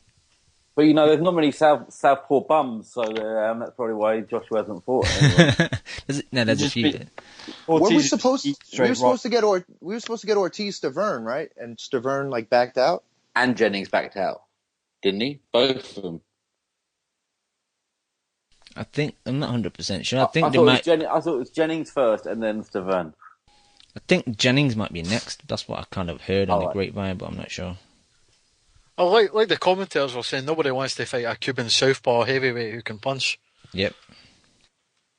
So it's just a stylistic problem that no one wants to tackle. No, he's a drugs cheat. Do you want to give this dickhead airtime? What did he actually get popped for though? I don't know. The Teeth Coyote fight. Yeah, I know he got popped, and I think he got banned for a year, innit? But I don't know what it was for. Yeah, Nandrolon. Kev's Damn, Coyote's always fighting drug cheats. Ortiz. Kev's our expert. What's Nandrodone, whatever it is, Kev? Nandrolon. That's what James Toney got busted for. It's a muscle builder. It's an anabolic. So it's a penis enlargement pill. I don't know about penis enlargement, but your balls probably shrink. That's why the penis looks like it's got bigger. Yeah. Let's swiftly moving on. All right, last fight on that card. So for anybody juicing, make sure you take a Novadex or something afterwards so your balls come back to normal size. Otherwise, you're fucked. All right, what about Tariana Johnson and Eamon O'Kane, man? I thought that fight was gonna end very swiftly after that first round, man. But O'Kane did good to come back, man. Very one-sided fight, but it's better than getting knocked out in the fucking second or first round. You know, losing on a UD is much better, I thought. But Johnson was just much better than him on the night. The clubbing right hands, the inside work. Johnson did tire towards the end, and I think I'd give the last few rounds to O'Kane, but I think he'd give him the last one because Johnson like visibly tired. I think that's going to be an issue if he ends up fighting Triple G. But in the earlier rounds, he's very active, uppercuts. Like the uppercut couldn't miss. O'Kane had like zero head movement, wasn't blocking anything. That's all I really got to say, to be honest. It was the first fight on the live feed that I got from Box Nation. I think it was the first fight on the pay-per-view as well. I'm not 100% sure for the US guys with HBO. But it was a decent fight for the first fight. And I'm a fan of Johnson, man. He's entertaining on Twitter, but I don't really think he's going to do anything against Triple G. Anyone else got thoughts? No, I had to sacrifice this one and sleep through it to get up. You didn't go back to watch it? That's terrible. No, I thought, no.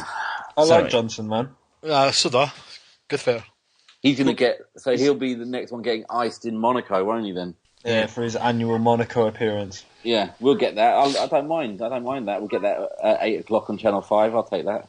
That's a fight I'll shit on, but I'll be happy for Toriano for him to get a payday because he's a great follower on Twitter. He's a very honest guy. And he's called Toriano.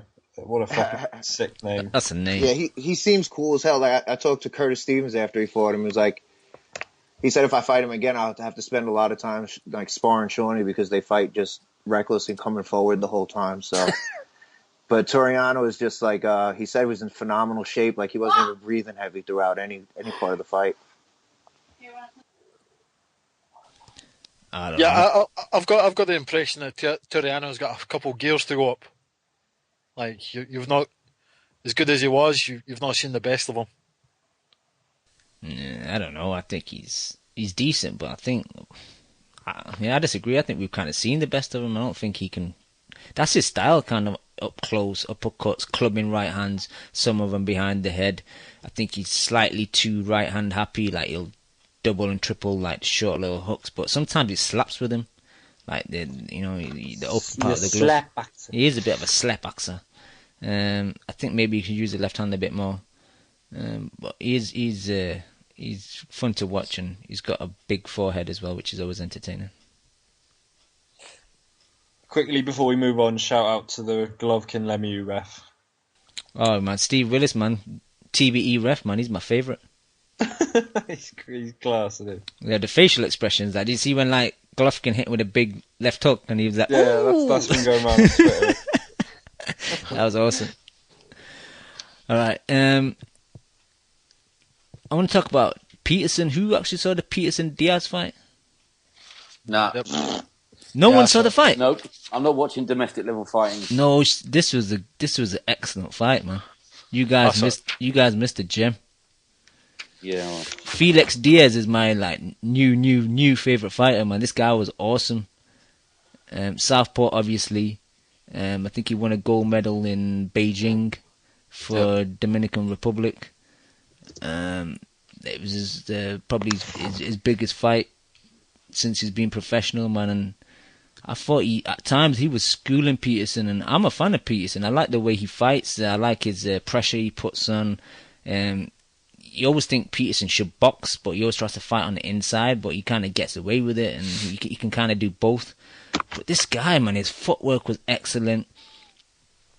I don't know if it's a fair resemblance, but he kind of reminded me a bit of Lara, but with more activity and less reliant on just the left hand. Probably slightly less power than Lara, obviously, but his right hook was excellent. His combination punching, he would just like he'd always know his. He had good ring IQ. He'd always know where his position when the ring was, and he'd know which his exit point is. Like, he'd back up into the corner, he'd wait for Peterson to throw, he'd kind of lean back, counter with 3 punches, and spin away off to his left-hand side. And Peterson did a poor job of cutting off the ring, I thought.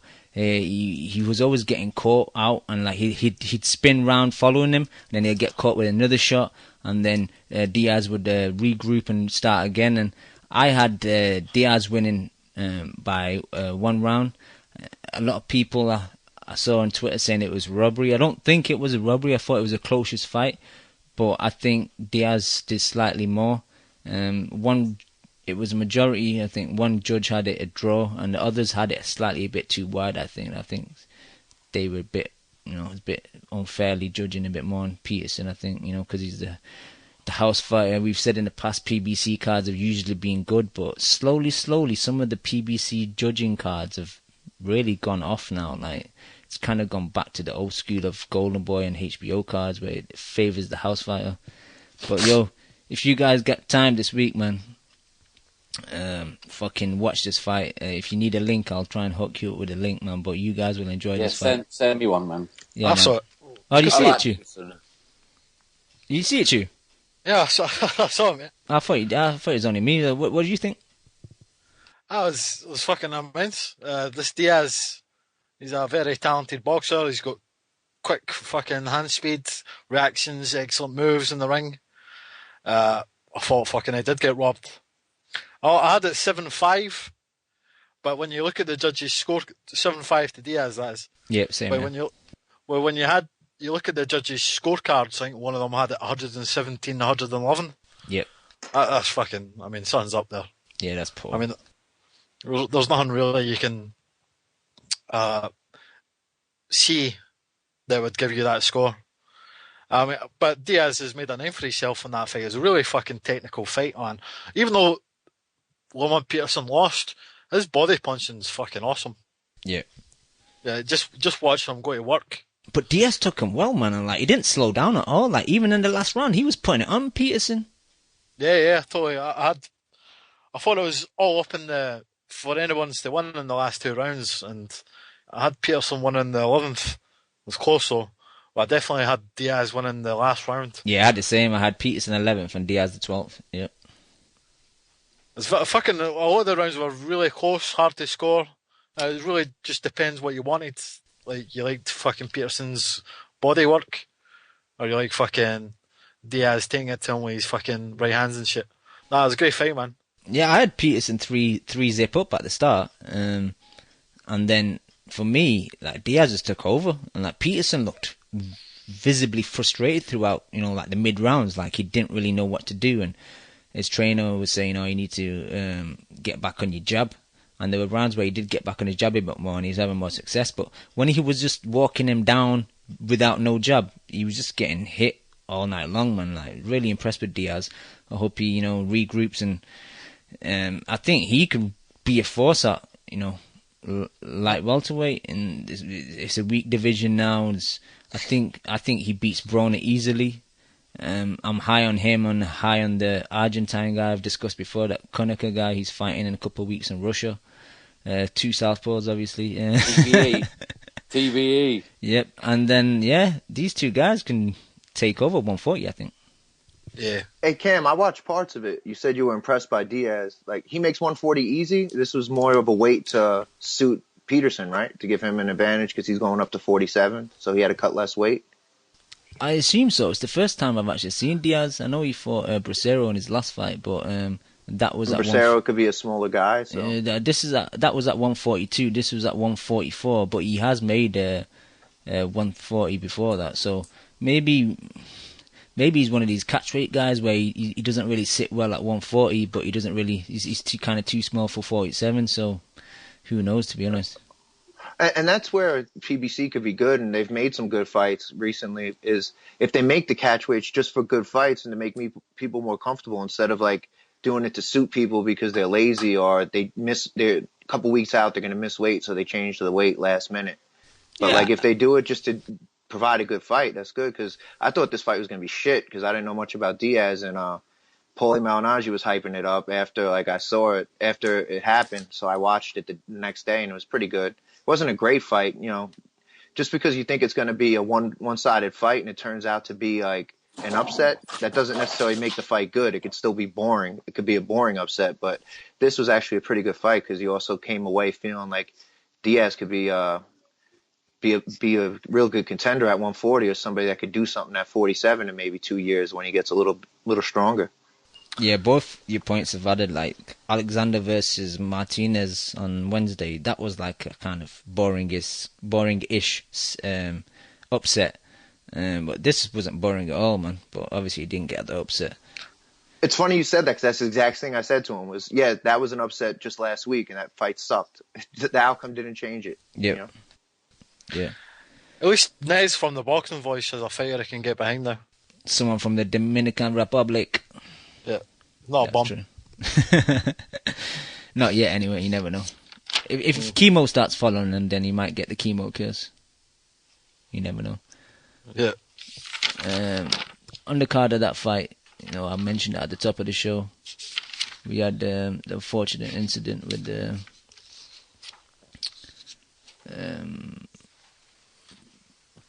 Pritchard Cologne versus Terrell Williams. Anyone catch this fight?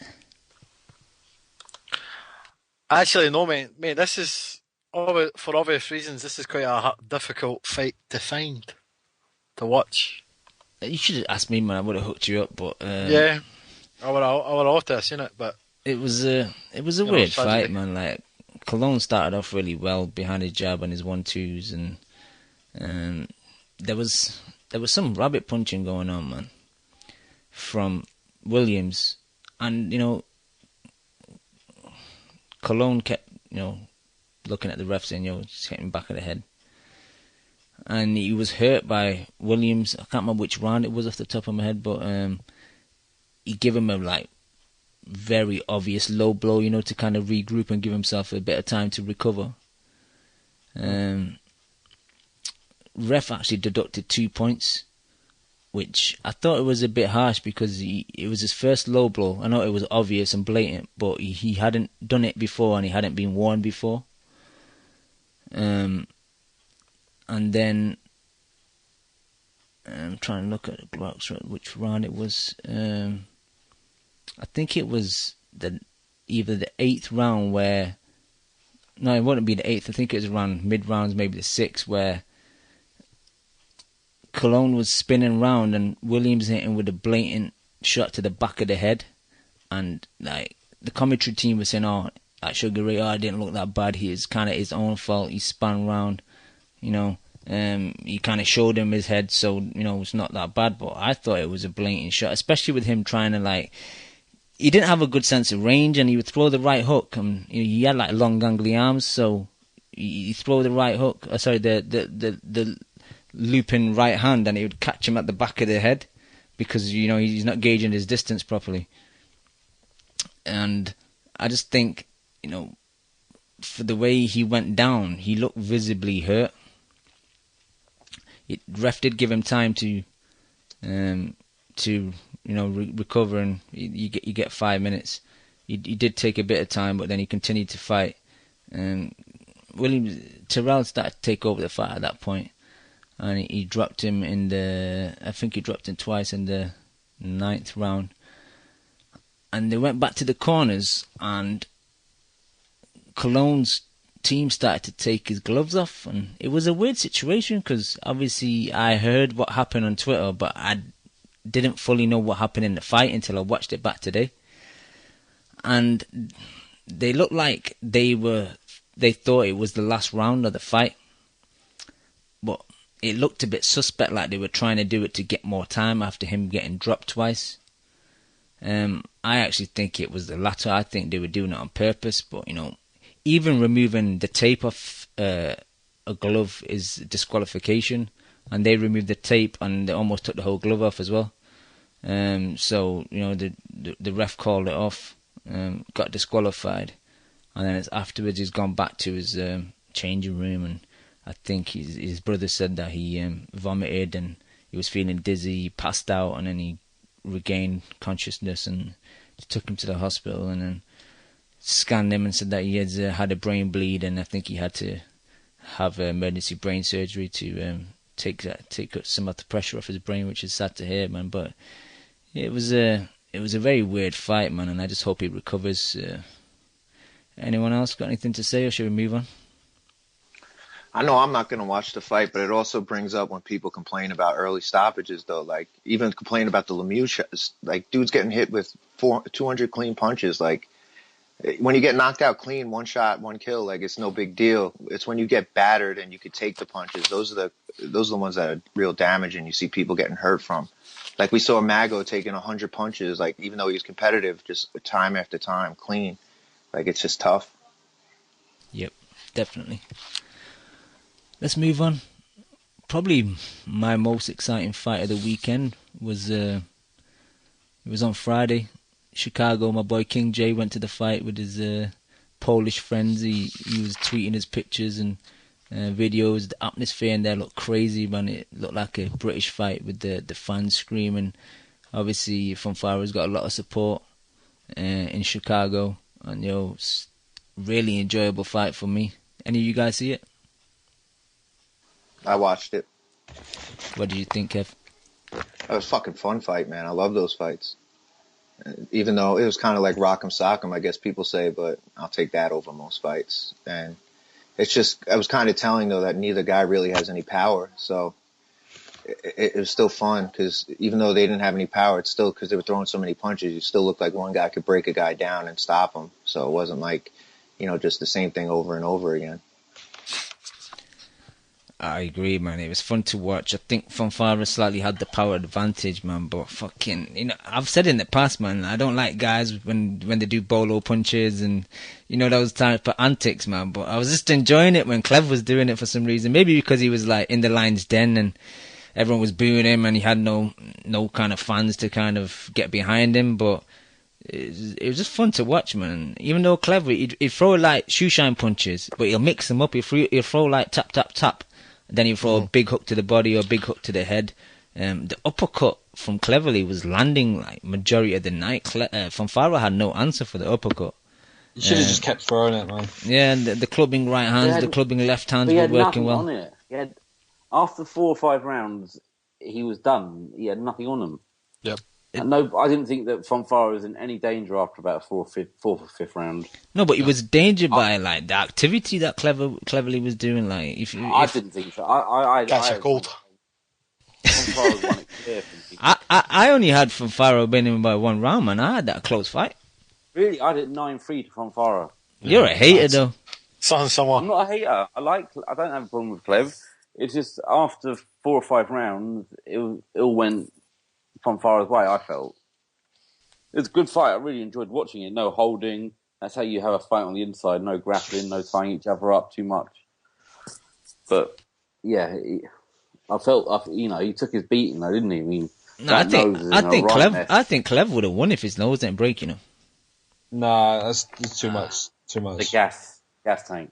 No. It fucking pisses me off because technically I think he was a better boxer. The way he was putting his punches together compared to Fonfara, you just knew that He Clev throws a much better shot. he was just a better boxer. He was more talented. But if you're going to be that sort of pressure fighter, have a fucking gas tank.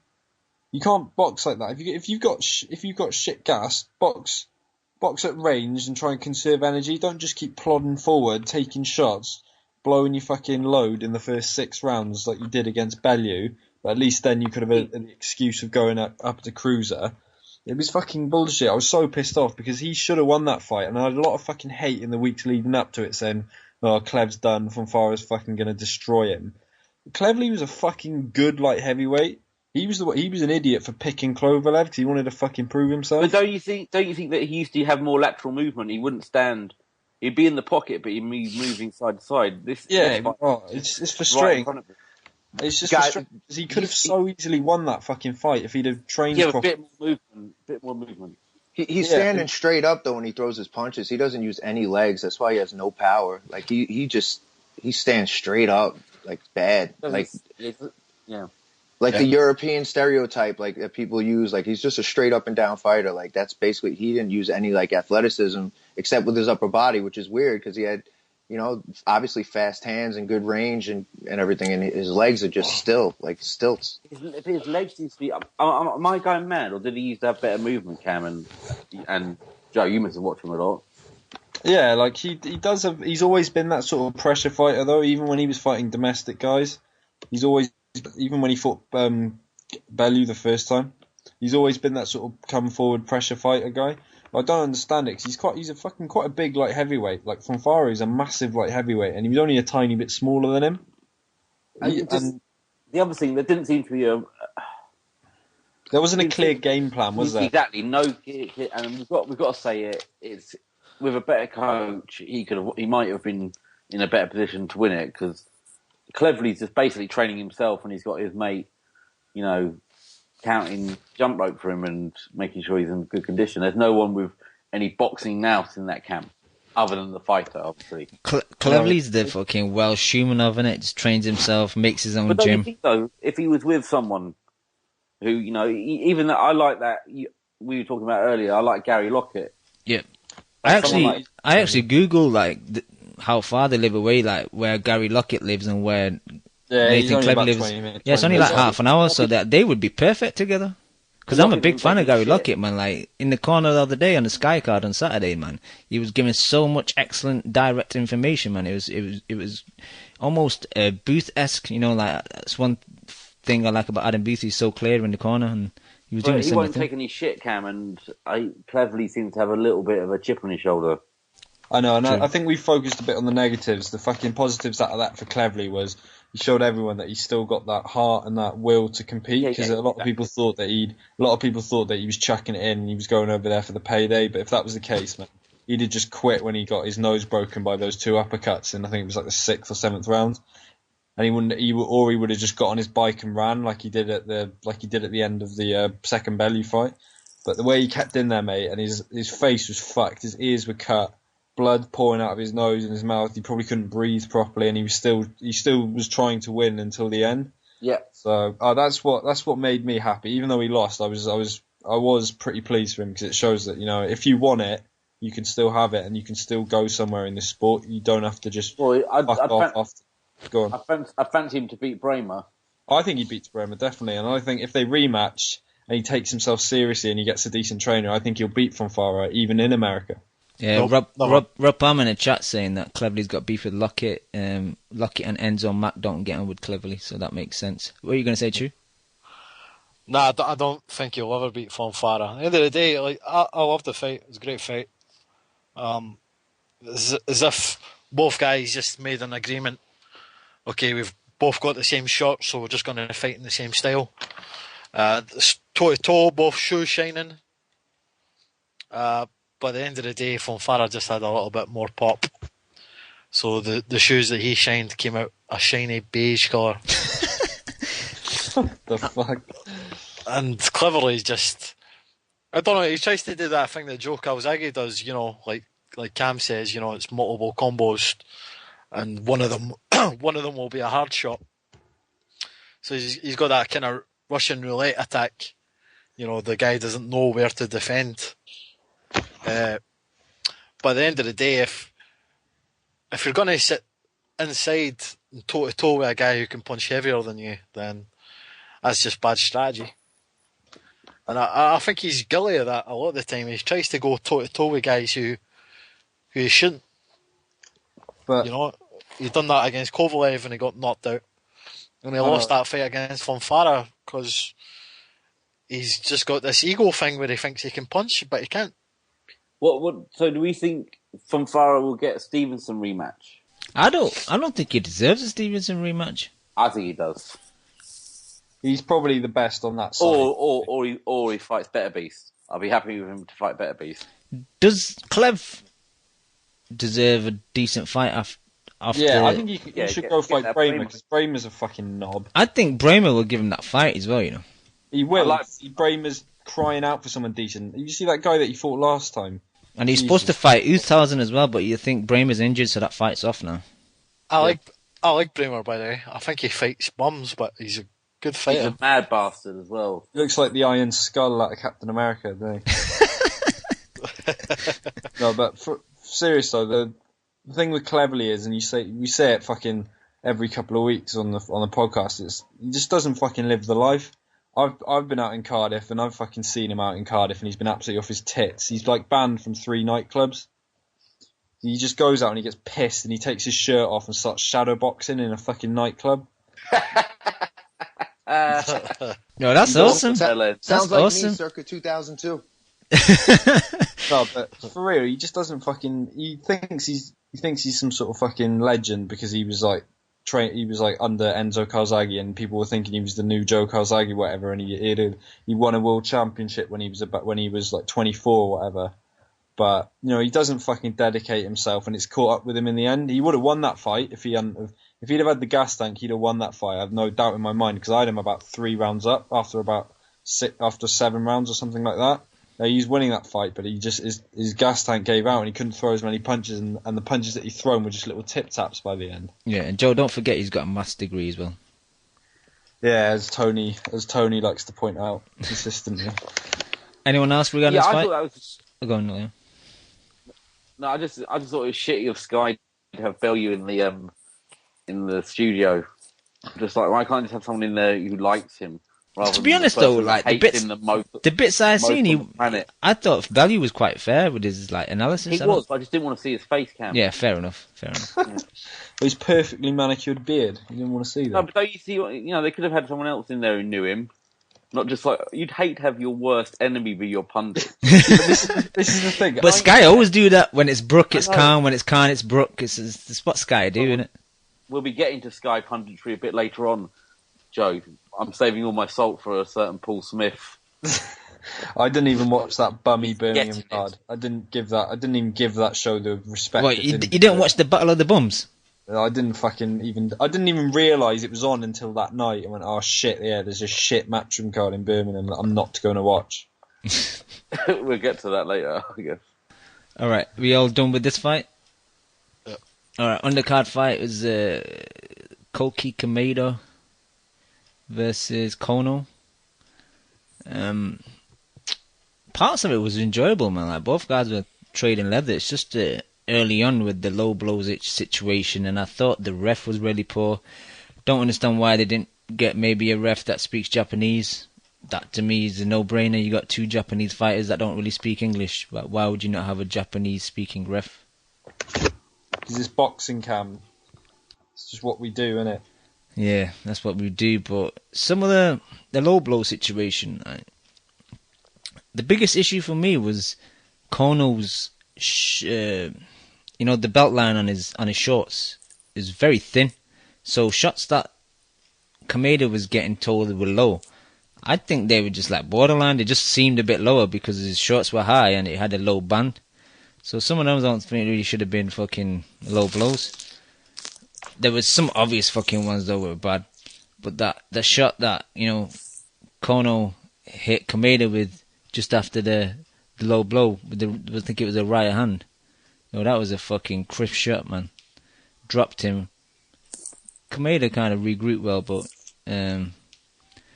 throughout the fight, man, Kono just had the better work rate, slightly better accuracy, and I think Koki Kameda said that he's going to retire now. It was kind of a big upset, even though Kono was a champ. I ain't gonna lie, man. This is Nota's where he knows more about these guys, but it was a fun fight to watch. A bit crazy with all the fucking. There was even a point where the ref went to the ringside. Fucking, I think it was the guy from the WBA, and he covered his mic and he said something like, "Oh, I'm gonna disqualify one of these guys soon." But fucking the whole fight was weird.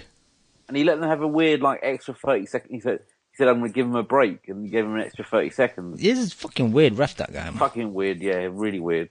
That fight was good, but it got a bit repetitive, much like the main event. But because it didn't really feel like they were ever going to hurt each other towards the end. Yeah. They just ran out of gas as well, and their punches had nothing on them. But the right guy won. Yeah. I agree. Anyone else? Nope.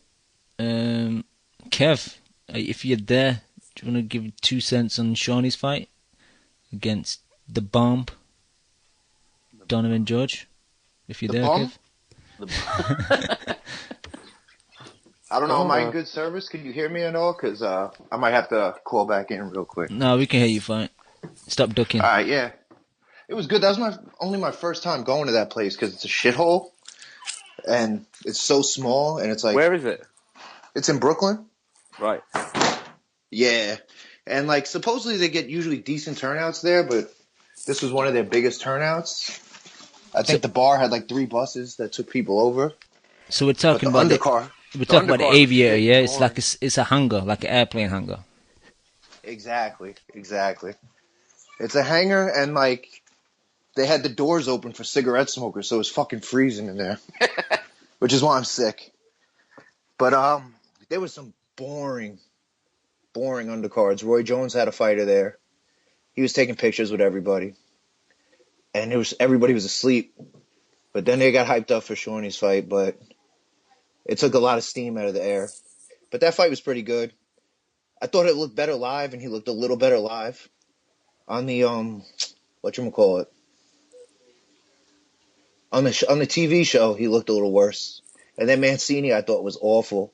But either way, it was not a good performance for him because, at the end of the day, like you said, Truax put him away. And even though, Stevenson took 12 rounds to do it, and this was as hyped up as a Donovan George is going to be because this is his last chance at, making money and not being a sparring partner, like Mancini said. So he got a heavily motivated guy in front of him. But it kind of showed that even though he's a physically strong light heavyweight, that he might hit hard and have consistent power, but he doesn't have that next level really hurt you and turn your lights out power at all. Yeah. He stopped a couple tough guys with accumulation, guys that didn't get stuff. Because most of the guys he fights are journeymen who fought and contended for titles years before and might have 4 or 5 losses and stuff like that. So this is kind of up that alley, but somebody a little closer to his prime. But yeah, he should have done more. And I think, Cam says, a couple fights ago, he abandons his body work and goes straight to the right hand up top. And I think early on, especially because he's slower, he should stay with body work because that's where his best punch is. And now it seems like he only throws to the body after a jab, right hand, and left hook to the body, which is his favorite combination, but he only throws that. So his body punch is kind of you see it coming unless he starts flurrying just to steal rounds and maybe he outworks a guy and he'll throw 4 or 5 body shots in a row, but those are more pitter patter.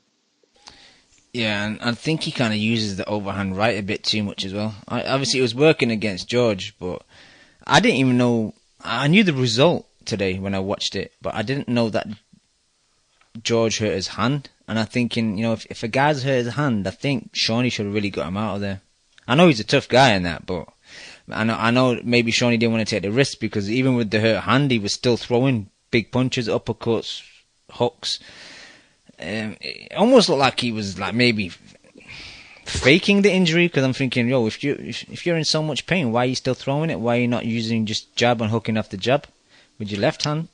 So, yeah, he overplayed it a lot. Like, and Mancini was embarrassing. Like, I mean, the guy lost every round, and all Mancini's talking about is this his guy's craft. a warrior. And like his craft, and he's walking Shawnee into things. I don't think anybody's talked about Donovan George and his craft ever. And like, it's like the guy's losing every round, and you can't stop talking about him. And I was like, that's a little fucked up, like, But I probably wouldn't feel that way though if I wasn't like emotionally invested in like a friend. True. But I just noticed that when I was watching it right after the fight. I did notice that as well, to be honest. I noticed that. But Chew, were you going to say something? No, I saw the fight as well, and I thought, coming away from the fight, that Shawnee's quite unlucky, because all the kind of it's like the moral victories kind of went with Donovan George. Yeah, it's true. It's like he won, but like kind of George won like the crowd's kind of fucking fight. Like they enjoyed him more. Yeah, even after the fight, I read an article about the fight on heavy.com. I could post it in the chat, and they didn't even mention Shawnee. they mentioned Donovan George and how brave he was. And they showed like a series of GIFs, showing Donovan George grimacing in pain, with a kind of subtitle, "This is what a boxer looks like who refuses to quit." Basically making him up to be like a hero and stuff. So it's, I've watched a few Sean Monahan fights. He's been unlucky with his opponents, man. They keep getting injured. I'm thinking maybe Kev's got a voodoo doll somewhere. Or the thing, Cam, like, is also like you said, he kind of should have got him out of there and turned it up. I think since that Mariki fight where he had to take like 8-9 months off with the after that cut, when he gets cut early, I think as he gets in like the 7th, 8th, 9th, 10th round, and he knows he's winning the fight on the scorecards, it looks like he fades late, but he's in condition. I think he's just more worried about opening up a cut and taking 9 months off, because like 9 months off is 2, maybe 3 fights, and $100,000 to $200,000. So that means a lot to a guy at this point in his career, with wife and kids. So I think that's something in the back of his mind as well. I mean, granted, Top Rank takes good care of him because he sells tickets, but it's a lot of money to give up. Fighting maybe 2 or 3 times a year instead of 4 or 5, like that's a big difference. And it is the body work. Like, he loops the right hand a lot, but I think as he got better actually countering punches, like, which he didn't do at all, like his first 15, 16 fights, and he's never going to be very good at it, but at least he can do it now. And he throws like fluid punches in his combinations now, even though they're slower and probably a little less power than when he was throwing reckless early. I think as he got better at that, he got away from what he was best at, which is, body punching. And Cam, you were probably the first to point it out to me. I know TMT Mark pointed out to me because, just knowing you guys, people started watching him that probably wouldn't in the past, so, he's getting good exposure on TV and he's making good money, and he might have to accept that at his level and what they're doing with him, that this is basically what he's going to be for the next year or two, fighting journeyman or less dangerous guys before he gets a top level fight. And the only person he's ever talked bad about besides like was after this fight, like he posted a big post about Mancini, like, dude, I got my hand injured in the second round and fought 10 rounds before. Like, you could have gave me some credit.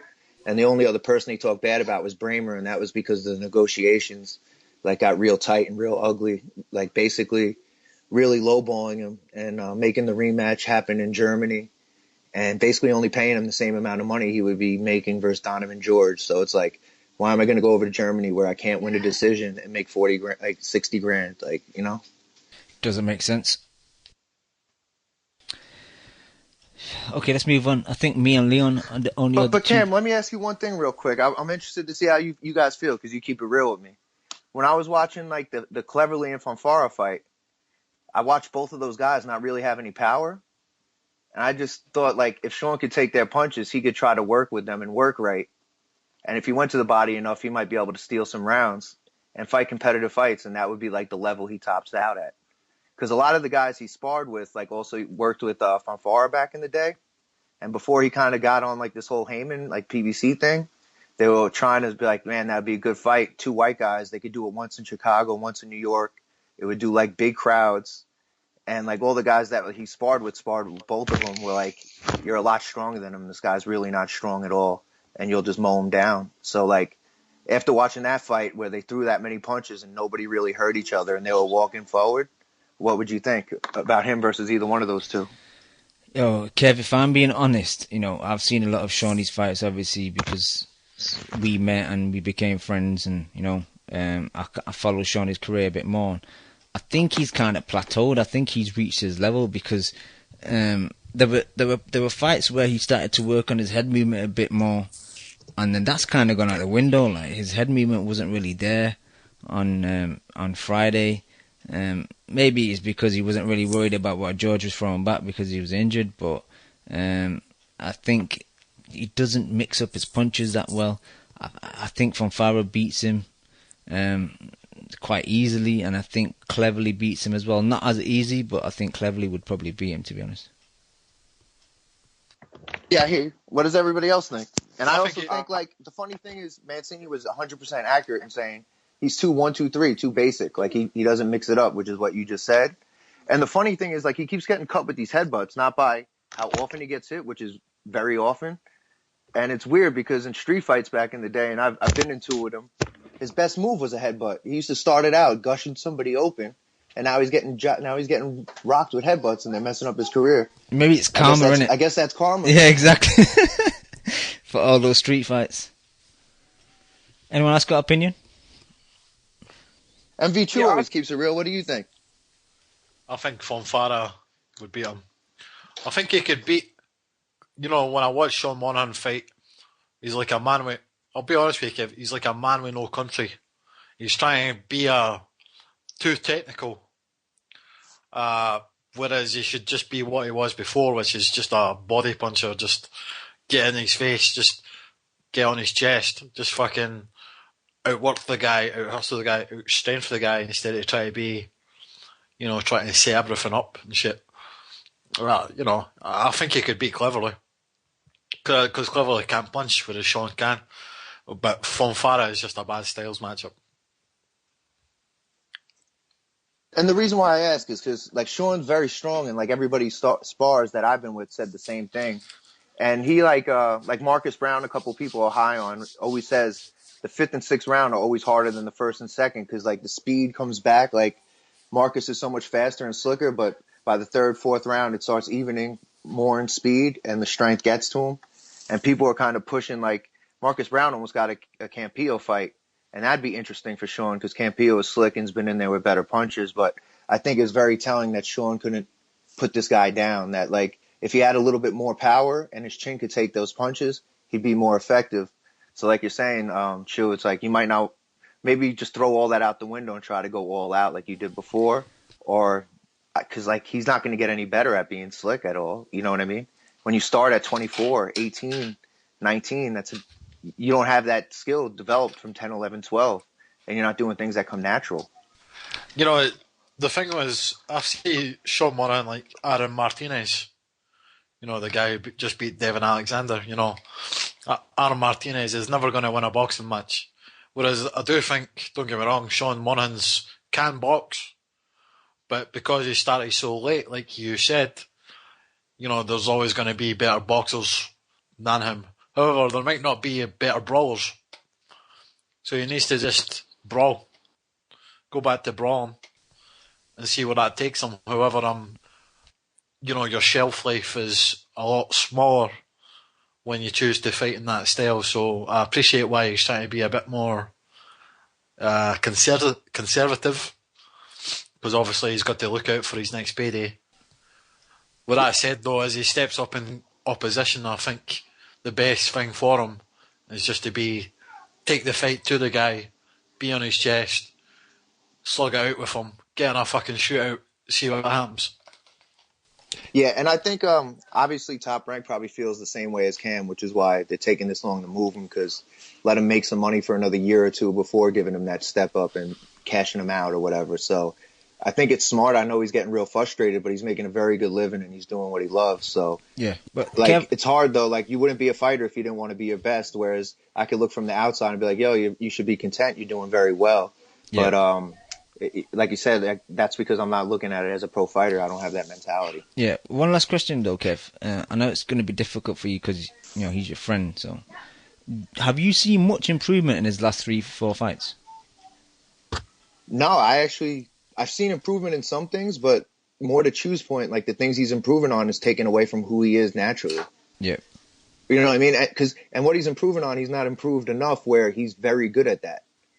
But like some things could be surprising. Like before the Fonfara fight, like I shitted on him for being a bum because I've been in gyms with guys who saw him lose to Finley and saw him get beat up by a lot of other guys. So he was a 147-pounder before he popped for roids, and supposedly took him another fight where it was a weird test. And now he's basically at the elite level of light heavyweight. So you could be surprised, but it would have to be a big surprise, Yeah. All right. Thank you, Kev. Yeah, just one last thing on it. He's fighting like if he loses, it's all over. Because it is. Like, yeah, if he loses, we're not bringing it. If he loses, he's not getting 3-4 busloads of people to the fight, which is why he makes his money. Guys at his level are generally making like $5,000, $6,000, $10,000, and he's making 4 or 5 times that. And so if he does lose, it is over. So there is that pressure on him. Whereas if he goes in against a guy who's a 15-1 favorite to beat him, or 10-1 favorite like a Pascal, then that's a big difference. Yeah. Like I already told you, his novelty's already dropping off, where the ticket sales are getting a little smaller by each fight that he doesn't fight an elite guy that anybody knows. Like his first fight at the Garden, he sold 1,600 tickets. He probably only sold 400 or 500 for this fight, but of course 1,000 filled up this building, so they're very happy. Still, I hope before his career ends, he gets a big fight, whatever that fight is.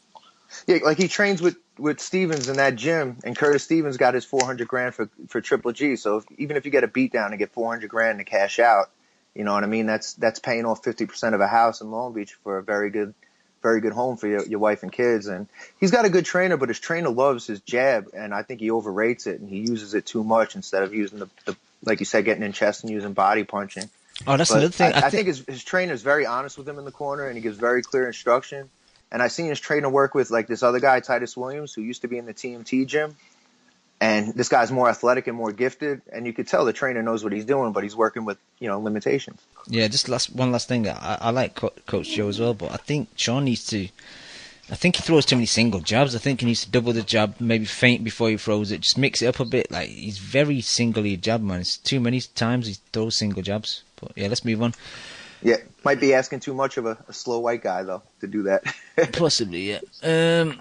Leon, I guess you were the only people that watched the Birmingham card. Possibly the only 2 people in the country. No, I watched it. No, you fuck off. I did actually. No, I watched one fight in it. Okay, right.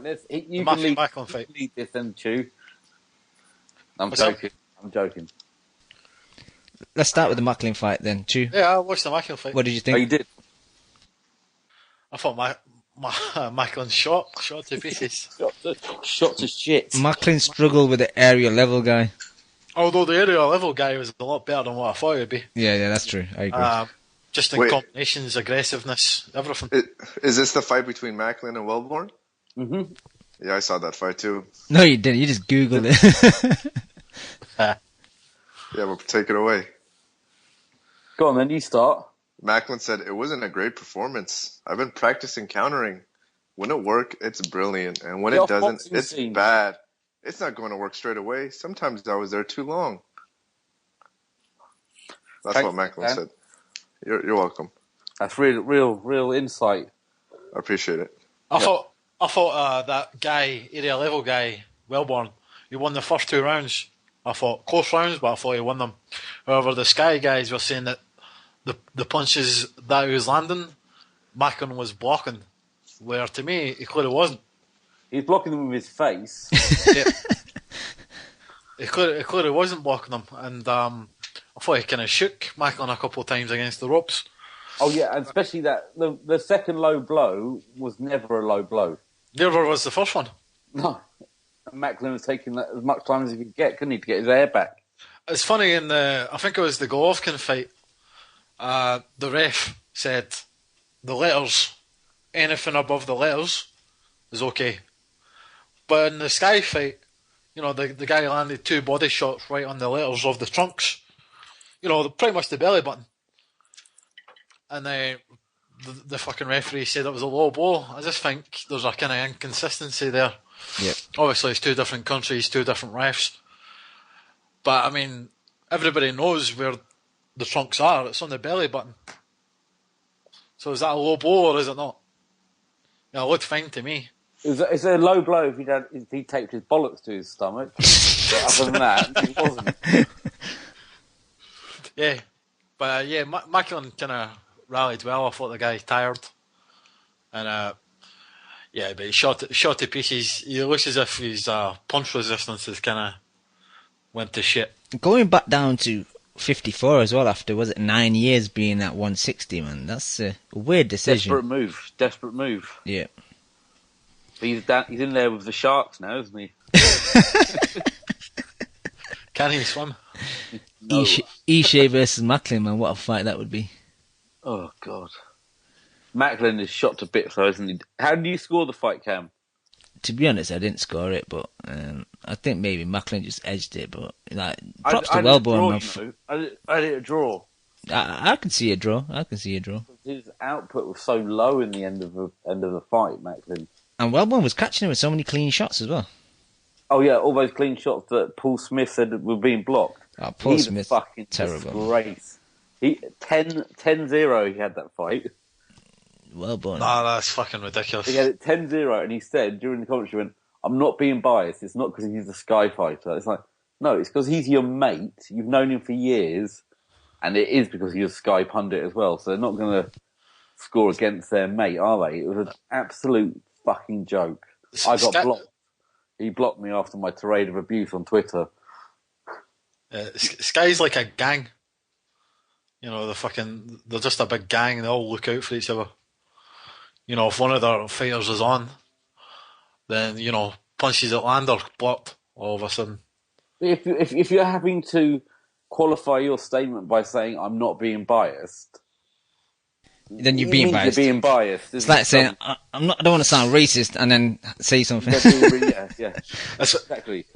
It's funny, fucking Paul Smith, when he was talking about the body shots are called low blows by Wellborn, he was saying he'd done that against Liam Smith, who's obviously his brother. And then he said that Liam Smith just got up and gave him the same. Yeah, he did that. I saw that fight. He actually just got up and did a blatant low blow and got him back. But Paul Smith said that with so much venom that it made me think, oh, he is biased. He's saying he's not biased, but he is biased. Yep. But I thought it was ironic. He said, oh, those low blows are like body shots. It's the same effect. Well, mate, it was a body shot. But, the other crime in this is that he's got some kind of trinket belt, didn't he? He got a WBC International Super Welterweight title. And that means he's now probably in the top 6 of some ranking somewhere, and he'll get a world title fight somehow. I hope not. And if he does, man, I don't like to wish bad on people, man, but I hope he just gets obviously defeated, 10-0 or 12-0 and just retires, man, because he's a funny one, because I think when he talks quite well about the sport. I think at the times Sky used him as a commentator.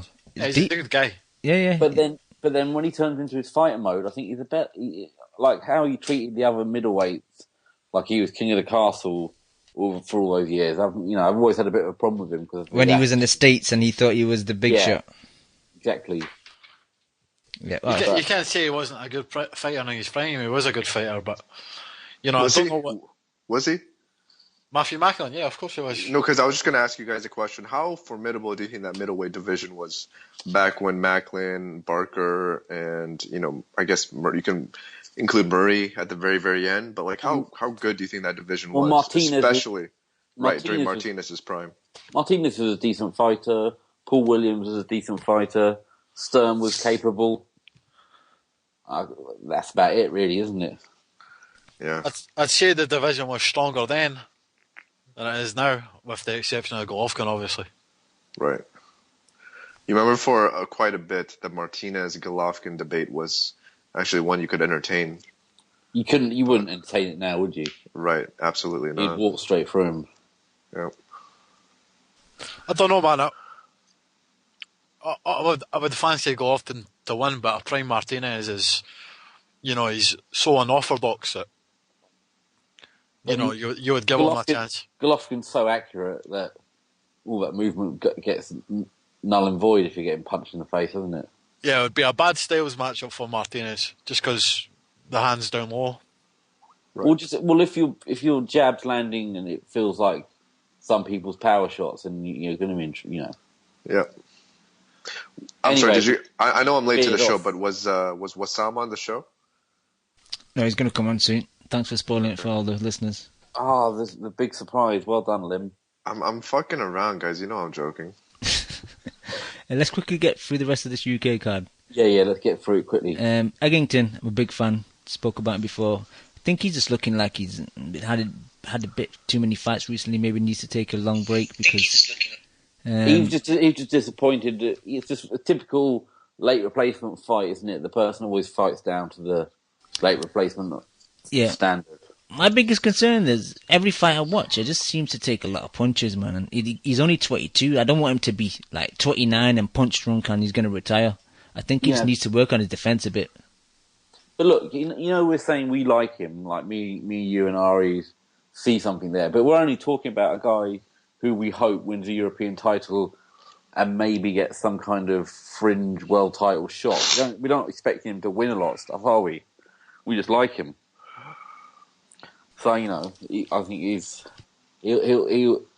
career won't last that long, Cam. Yeah. If you see what I mean.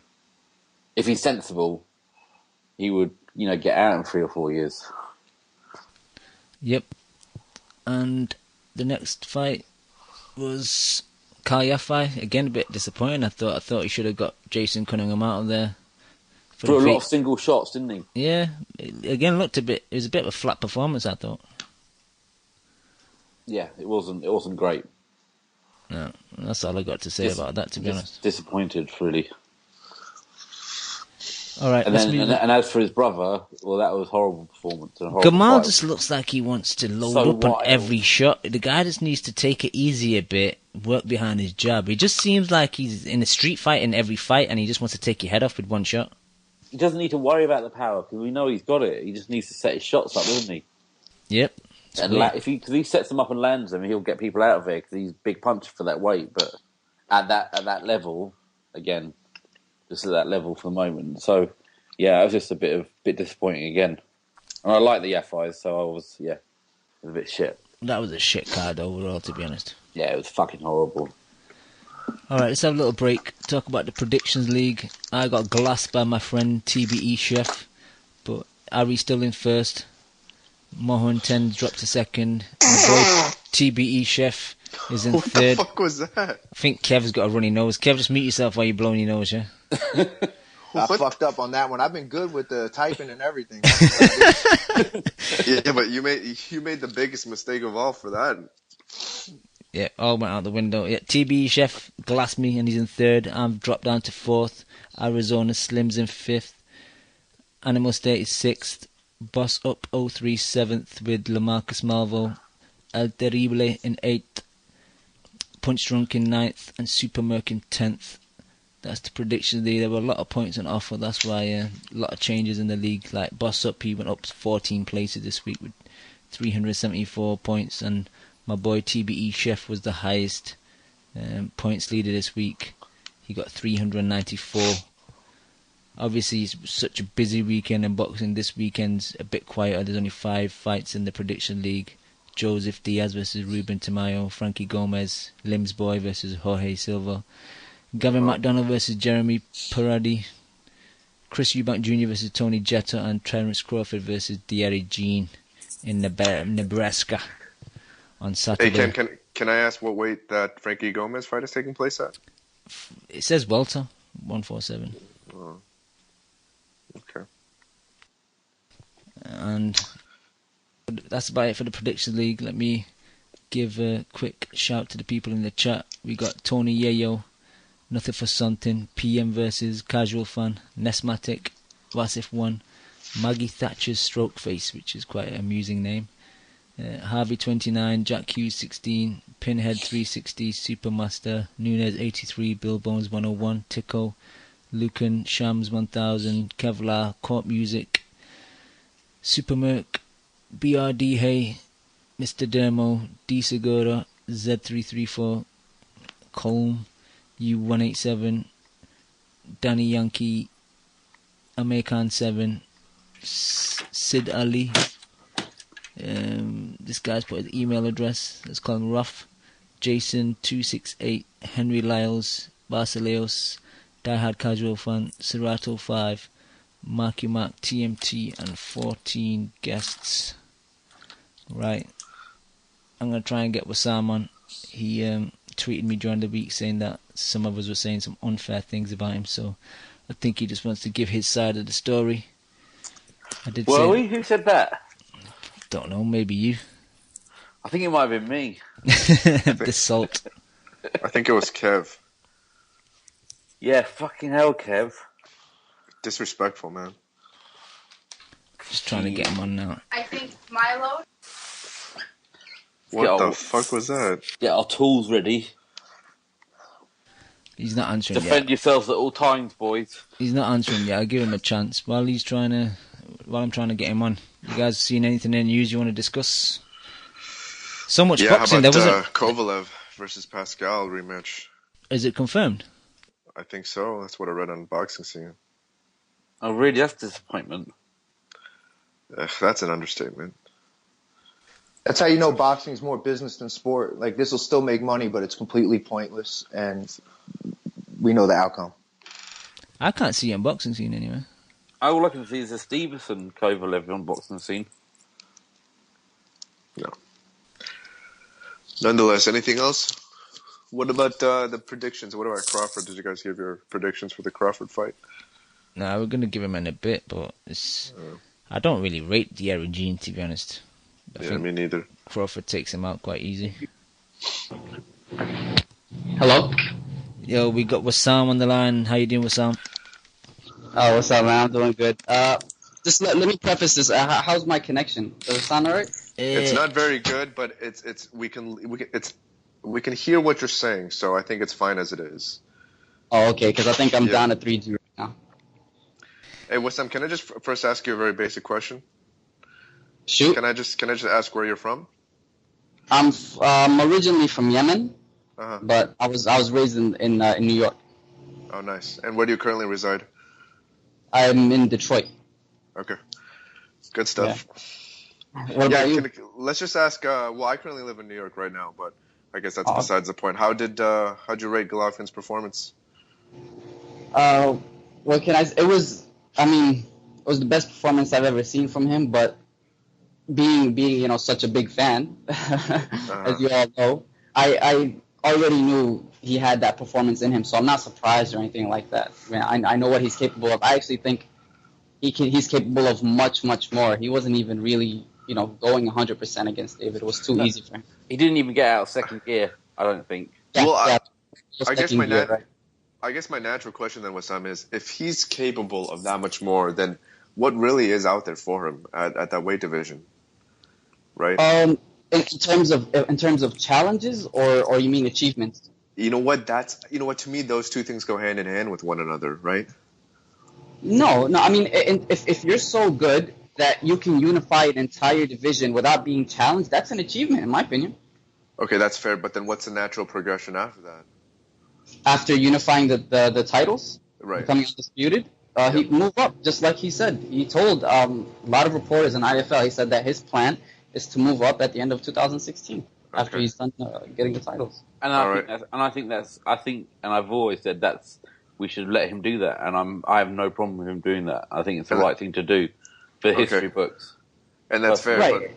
like me and Cam just discussed, 168, without Andre Ward is a barren landscape, just as middleweight currently is, right? So then, where does he go from here? I feel like I just can't see what the future lies in Golovkin's career. That's what I have like a little quip with some fans. Not to say that you're one of them, because it's the first time I've heard that position.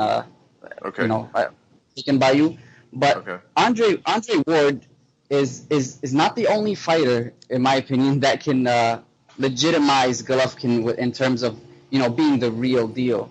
I don't know about you guys. I know some of you are from the UK, but I highly rate James DeGale. James DeGale is an excellent fighter, and I think him and Andre Ward would actually be 50-50 in my opinion. Yeah, I think that DeGale is as a legitimate test at the moment as Ward is, because Ward hasn't fought anyone recently. Personally. No. Come on. Well, that's because you despise Andre Ward as a human being. Despise Andre Ward, but I agree with Sam that I agree that Ward isn't the only route to acceptance. I don't know how good DeGale is. Look, I'll concede that maybe one day DeGale is as good as Ward is, but at this current time, his best name on his resume is Andre Durrell, who most of the panel fucking hates as it is. So, like, where is that? Andre Durrell is from from right now my state of Michigan, and I went through the trouble, or the. Just to assist you guys, I went through the trouble of actually going back and counting the punches versus him and Froch. Okay. And you know what the outcome was? What? If you would take a wild guess, what do you think? What do you mean? Is it like just in terms of landed punches, the discrepancy landed in that? Punches on each fighter, yeah. Yeah, I would say that Andre Durrell outlanded him 2-1. 4-1. But he ran away, so he fucked that up himself. 4-1. In 6 of the 12 rounds, Froch only landed 4 or fewer punches. I don't care if you're running away, if you're ducking, if you're even standing on the turnbuckle. If you're landing 16 punches and your opponent is landing 4 of lesser quality, mostly jabs to the body, you win those rounds. I had him winning 11-1 with the point deducted round. Right, but you're saying all this to try to justify Andre. And James beat him handedly. Only got he lost a few rounds when he gassed or he was being cautious. But that's a great win, don't you think? I mean, I don't know. I don't know what. Oh, hello? Hello, I think there's a problem with Skype. Are you still there, Wassam? Oh, yeah, I'm still there. Where did I cut off? I'm sorry. I don't know. I heard what you was. I think I caught most of it, but you were just saying that you don't think that Froch clearly won that fight. Not even close. No, not even close. 6 of the 12 rounds, he landed 4 or fewer punches, mostly jabs to the body, his long jab to the body. He landed 3 headshots the entire fight. And hurt him, landed 165 punches to Froch's 60. Of those 63 were headshots. Look, I understand. You won the fight. All right, you're painting an excellent, I think, observation and trying to justify Durrell as a good fighter. And I think you're right. I mean, the guy, it's never been a question about talent with Durrell. It's always just been about the consistency. And I mean, if you're trying to make the point that DeGale's win over Durrell, justifies him as a top-notch middleweight, that's fine. But to me, I'm still not completely sold. Not just that. The eye test in general. I mean, the guy is a switch hitter. He's crafty. He has more power than Andre Ward in both hands. And I disagree with that. You disagree? With the power aspect, I certainly do. I feel like neither of them are very hard hitters.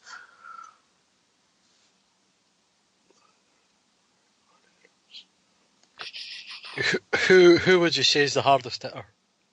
The hardest hitter of who? Amongst who? The guys you're talking about. Between Durrell and Ward? Yeah. I think it's pretty negligible. I feel like neither of their power is strong enough to even make it an argument. I wouldn't really be able to answer that question because they haven't shown me power to really take notice of. You know, but I don't know. I'm just not sold on DeGale yet. I don't know. What do you think about you? Do you think DeGale is anywhere near the level of Andre Ward is? It's tough to say. Both are Olympic champions. Both have, kind of difficult style for anyone to fight against. I think DeGale would give Andre Ward his toughest fight in super middleweight. Fight against. No, you know what? Honestly, I think with me is I know I get a lot of shit for not giving credit to fighters, and that's true. But the reason why I'm so harsh, I think, when it comes to Triple G's future landscape is just because I know he's that good. You know, I don't need to go on diatribes like I think Wissam is in terms of the stats to try to justify his opponents. Like Triple G is so good that I expect him to give Andre Ward a 50-50 fight. And to me, Andre Ward is not one weight class, but two weight classes naturally bigger than Triple G is. So with that being said, I think that just kind of shows you how impressed I am by Triple G. You know. Yeah, and if Triple G fought DeGale, I think he would beat DeGale. Yeah. But I don't think he would beat Andre Ward. Right, I was just going to follow that up with that question. So, yeah, I don't know what happened to Wissam, but I think it's just me and you and Cam right now. Yeah, I'm here. Can you guys hear me? Yeah, I can hear you. Yeah, we had the same issue last Monday as well, where it's like the calls dropped off, but the call's still going. Skype's been really buggy lately, so... Can you hear me, guys? Yeah, we can hear you, Leon. Yeah. Oh, you can hear me. Okay, right. And the thing is, I don't know anything about Wissam, honestly, because I don't really watch, I don't listen to the Boxing Voice anymore, but it seems like he really gets lost in his statistics, right? Is that one of the complaints about his calls? I don't know. I don't think there's any. I just think he's a big fan, and I have no problem with him. I think he's fought a lonely fight on the Boxing Voice, trying to stick up for him against a lot of very absurd arguments that are against Triple G.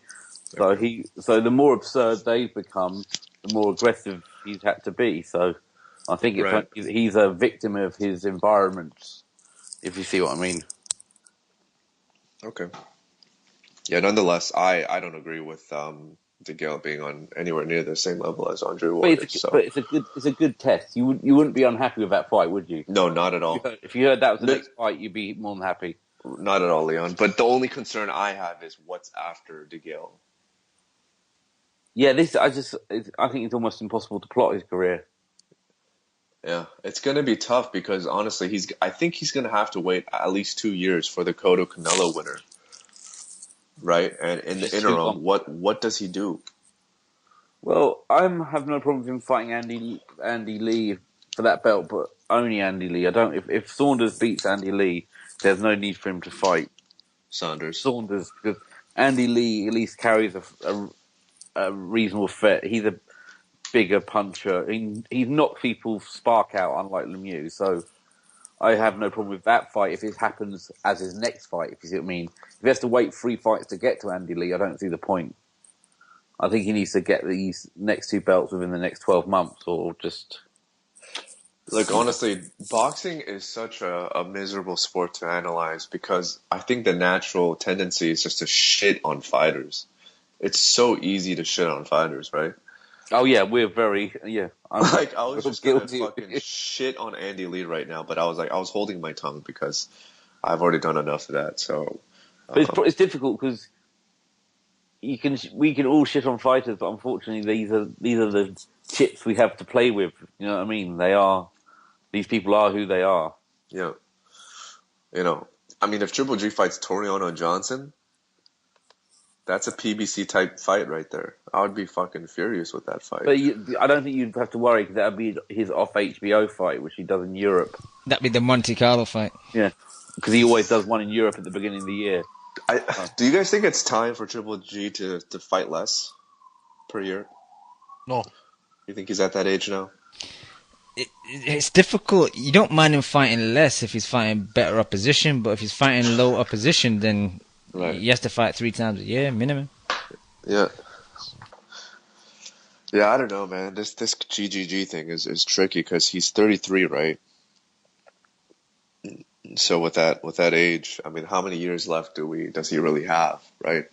Like I think Oscar De La Hoya is gonna try to milk Canelo's career for about 3-4 more years until we see a visible decline in Triple G, and that's when they're going to fight. I don't think they're going to fight until then. But what's Canelo going to do though? Will he go up to 160 and just hide from Triple G, or will he keep doing catch weights? I think he's just going to do catch weight. I think he's going to clean out the 155 to 159 division. He's just going to. I mean, honestly, because if I'm De La Hoya and I'm Hopkins, I know that Canelo's losing to Triple G. Yep. He's not going to win that fight. I know that. I love when like Hopkins and De La Hoya were talking before the Triple G Lemieux fight about there's chinks in Triple G. Lemieux can expose it, and it's like that they're not believable, but they have to do it to promote their fighter. But it's kind of funny to watch someone just blatantly lie. I heard an absurd kind of conspiracy theory over the weekend that Golden Boy let Golovkin fight Lemieux so Hopkins could get the next Triple G fight. And this person thought that Hopkins would beat Triple G. So, I mean, this is the world we're living in where this is it's just mad. It's so weird, the reaction he gets. Hey, but we can at least say one thing, right? We can probably make the prediction that Hopkins wouldn't get knocked out by Triple G. Potentially not, no. No, yeah, he did stand up to Kovalev, which is fucking amazing in and of itself. No, I think Triple G knocks him out. Then I heard some people saying, it's a shame Triple G wasn't more of a killer like Kovalev is, but it's like... Yeah, but if he was... At the moment, Kovalev has a better resume, he's a better fighter on paper and with victories, so I think it's... But why, though? A lot of arguments seem unfair on Triple G. But why is Kovalev better based on resume? Because of Hopkins? Because of belts. Because of belts? What do you mean the belts? Pascal and Hopkins. Oh, come on, man. Pascal? Pascal's a David Lemieux level fighter, man. Yeah, I guess, yeah. No. And Bernard Hopkins was 50. Exactly. Yep. I totally disagree I think Triple G is better than Kovalev, and I think his resume is better. No, they're about the same. Kovalev's got the bigger names. Okay. But, I think Triple G is kind of like, even a guy like Willie Monroe, alright, okay, Willie Monroe isn't a big name fighter, but he's in his prime, and you don't really know how good he would have became, until Golovkin stopped him. But we also don't know how good he ever was then, by that logic. He won a box. What was he famous for? Winning or losing a Boxino or something? Yeah, he won the 2000. That Boxino tournament has been completely discredited recently. So I think we can just I mean, he's best. Ignore any victories from within that tournament. He's best known for his win against Brian Vera, a unanimous decision. That's his best win. No, man, I know a lot of people who are picking Willie Monroe. More people were picking Willie Monroe before. But more than David Lemieux.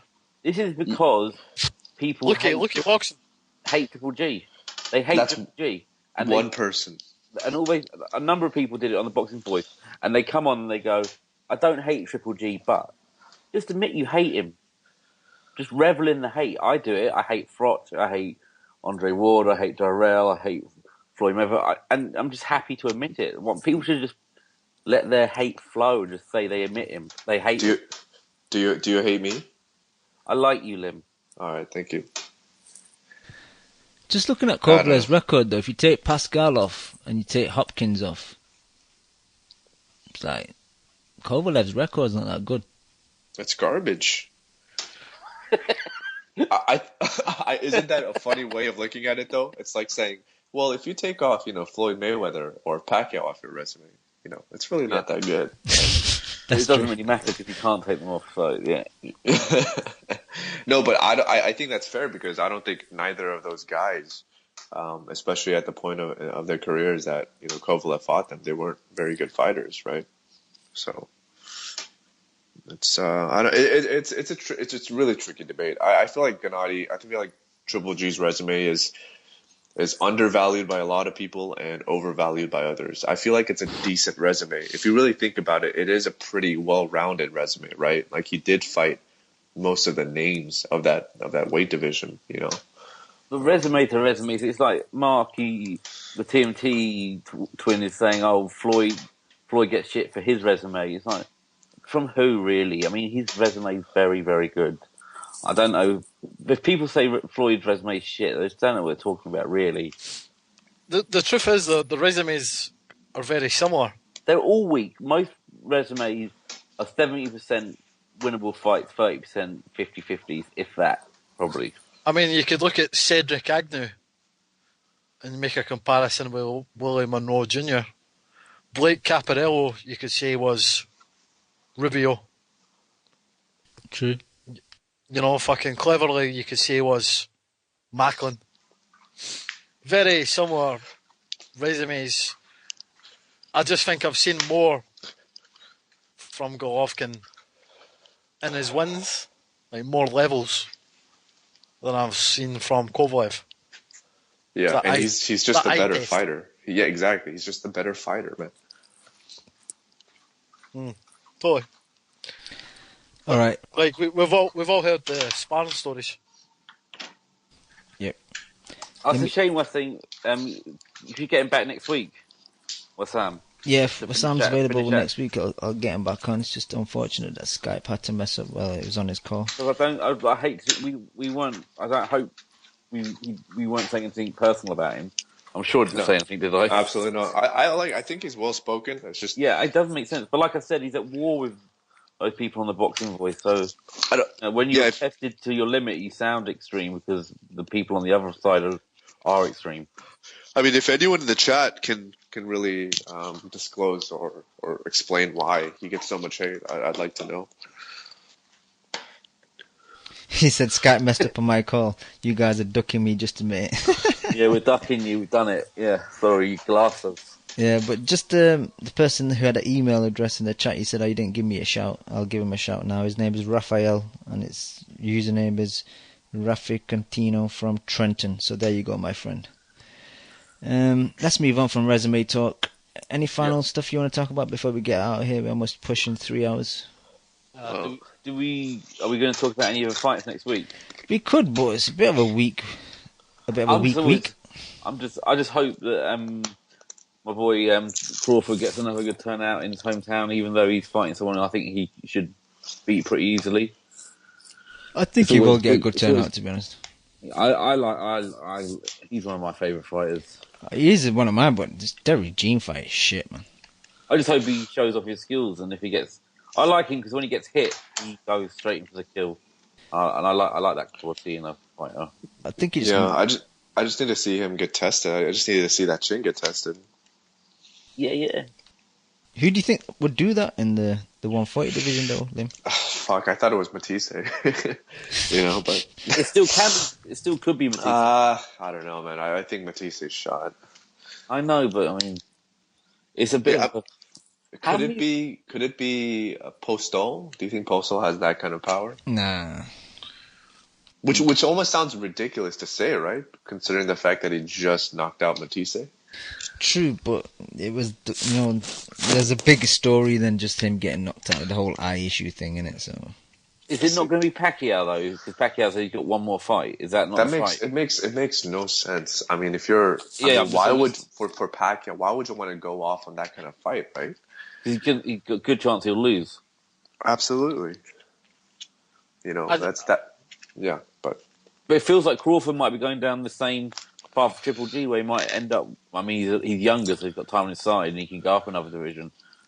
But honestly, the biggest travesty is that Mikey Garcia isn't fighting. Yeah, because that's a fight that at least me and Chu and Cam we've been clamoring for the past 2-3 years or so. Yeah, I love Mikey Garcia, but his inactivity's been terrible. I mean, Crawford. I mean, he'd have to have a good few fights back, wouldn't he? And have to move. Would he have to move up a weight division to get to Crawford now? To get to what? Were you talking about Mikey Garcia fighting Crawford? Yeah. Yeah. But if he came back now, he'd have to move up a weight, wouldn't he? So it'd still be a year away, that fight, wouldn't it? No, he'd be fighting at 140. He's never fought at 140 before, Mikey. Yeah. No, he hasn't, has he? He was saying he was going to skip 135 anyway, didn't he? Before his inactivity. Mikey Garcia has to be the dumbest fucking boxer when it comes to finances. He wants to be a policeman, doesn't he? His complaint was that he was making $500,000 to $750,000 a fight. So what was he really arguing for? Like 1.5? I mean, he's not that big of a draw. And secondly, the last two and a half years of inactivity has to have cost him, somewhere around, $5 million, $4 to $5 million. So, my God, whoever advised him to, opt out of his contract is a fucking moron. Was that the issue, or was it just that he wanted to go over to the other side? I think he wanted to go to the other side, but, I think he was I think he thought that he was being treated unfairly by Arum when it came to finances, which I don't think is true at all, right? But it's ruined his career because Mikey was one of my favorite fighters. I really love his style. Yep. Don't you? Yeah, but what are you going to say, Chu? Nah, just to play devil's advocate, you're seeing guys of a similar standard getting paid double that across the way. Who? Well, I mean, James DeGale, he's getting $3.5 million apparently for his defence. Yeah, but that's an outlier because they're fighting in another country. Overpaid fighters. Fucking Robert Guerrero getting, fucking $2 million a fight, $1.5 million a fight. This is even before fucking the Floyd fight. Yeah, but Mikey was probably going to get that eventually, right? Because he Probably, was at a very early stage in his career. So no, you're right. You're right. He should have shown patience. Yeah, regardless. I mean, he was fighting again, and to your credit, that's a valid point. But Guerrero fights at a pretty hot weight division. At least it was, right? Mikey was fighting at a dead man zone. Nobody gave a shit about those fights at 130. So. But it's unfortunate because I remember one of the first podcasts we did was about Crawford, right? And then Chu was making fun of me for using the eye test. And he was just taking a shit on me for rating him so highly. But, look where it's come.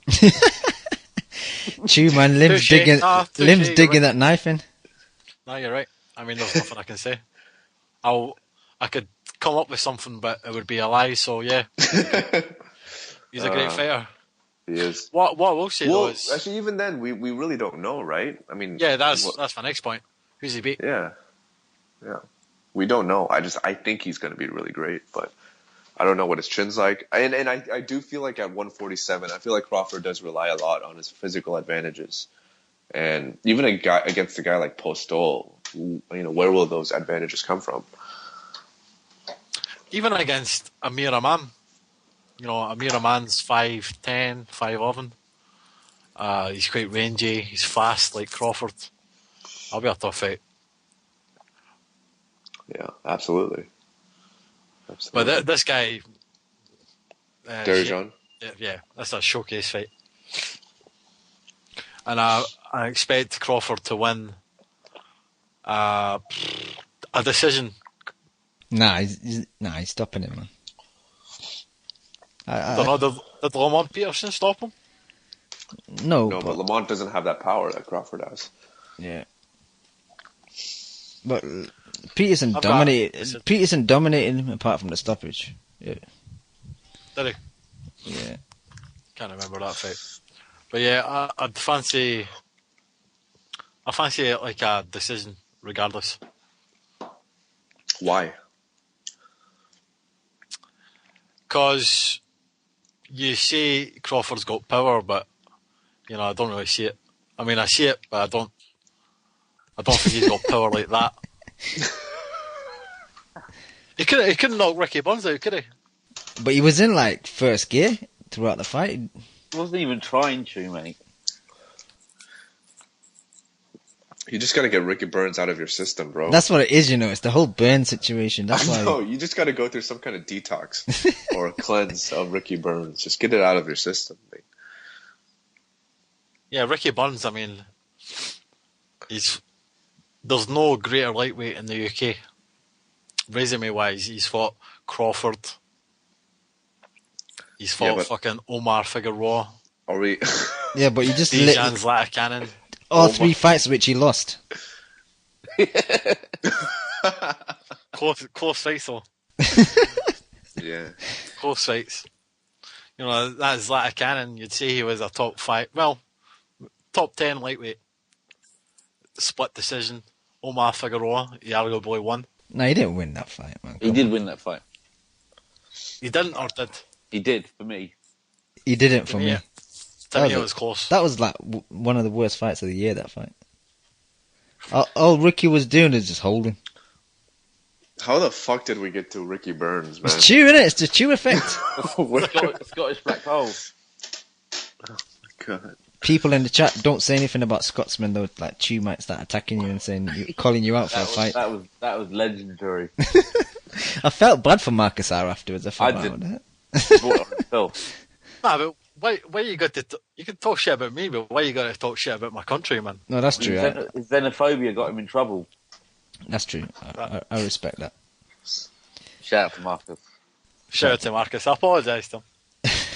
You didn't have to. It was very nice of you to, I thought. I'm a big man. I'll admit when I'm wrong.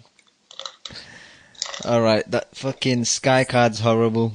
I'm looking forward to seeing Eubank Jr. though on Sky for the first time, but Tony Jetta, never heard of him. I looked at his resume. The only person. What's his nickname? He's got a really mental shit nickname. Yeah, he's got Mo Better. You couldn't think of a Mo Better nickname. That's my best joke ever, actually. That's a good joke. But the only person I recognise on the resume is Patrick Nielsen, and he lost to him in the second round. Yeah, he stopped him in the second round. That's fucking. Are you going to that fight, Cam? Hell no. Even for a £5 ticket, I won't go to that shit. You know, Chemo would. Nah, yep, Chemo's all over actually, that. Yeah, you would. You probably would go to that. No, he likes to stay at home and listen to Nick Calling, doesn't he? Yeah, that's true. All right, guys. Anything else you guys want to talk about, or should we get out of here? Just Chris Eubank Jr. He made a comment on boxing scene. It's on boxing scene's main page. I felt we might as well talk about it since Chris Eubank's got a fight next weekend. He basically goes in detail about how his plan is to unify the middleweight belts in the next 2 years. Goes in detail about how he's going to beat Golovkin. I say that I better not contradict myself again.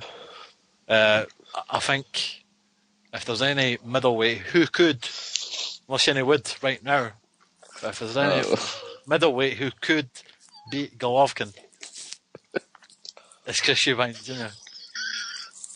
Chris Eubank Senior, English, also said that in the article. Christopher possesses all the attributes needed to beat Golovkin. I don't think English likes his son, because he just wants him. He wants him to get murdered. Murdered? Do you think he would get murdered? Are you joking me? Chudinov was putting hands on Eubank at times. You didn't have that much success, but it's fucking Chudinov. If Golovkin's putting hands on you, then you got issues, man. I like Eubank as well, but it's just too soon for this talk. Yeah, like he didn't beat Billy Joe, so how's he gonna fucking beat Golovkin? And that's a great point. And Golovkin would walk through Billy Joe Saunders in 2 or 3 rounds, wouldn't he? He might knock him out in the first round. I think that Chudinov fight went to Junior's head a bit, made him think he's better than he actually is. Because that fight was an awesome fight, but Chudinov's one thing and Golovkin's another. There's just moments when you see Chris Eubank fight. Just moments like in the 7th round against Chudinov when he was doing the Matrix. Yeah, that was amazing. That was amazing, I admit. It just makes you think, like, he's got gifts that no one else has. And I'm not saying he would beat him. I'm just saying he's got the potential to. Imagine he tried to do the walk away on Golovkin. Oh, that would be epic, but he would lose. But I'd pay to see the walk away. I think this fight showed me, though, that Golovkin is pretty fucking gifted, too, though. Yeah, I mean, it was. You know? Just because he isn't as flashy as a guy like Urbank, Athletically gifted. No, I just think overall gifted. It doesn't really resonate on the TV screen as much, but like his footwork is a thing of beauty, man. Can I just ask one quick question, Lim? Yeah. Because I heard this. People were trying to tell me on Twitter that they thought Golovkin was slow and had slow hands. And I just thought he was just being very, very patient in that fight. No, it's true. He might have relatively slow hands compared to a guy like even fucking Andre Ward. He might have slow hands, but the thing is, he just places them, and the thing is, he's never out of range, right, Leon? Like you got to consider, you might have really fast hands, but if you're not in the right position and you have to take another step to throw that punch, then what good is it? Yeah. Okay. Right. And the thing is, Triple G is like I mentioned earlier. He has so much. He has the ability to change like his punches while he's even initiating it, right? So he can kind of consider throwing a straight right, and then he could kind of change it into a looping right hand at the last second. And that to me, that's a gift. That's a physical gift. So. Yeah, but can I do the walk away? Yeah, he can't do the walk away. Can I do the Matrix?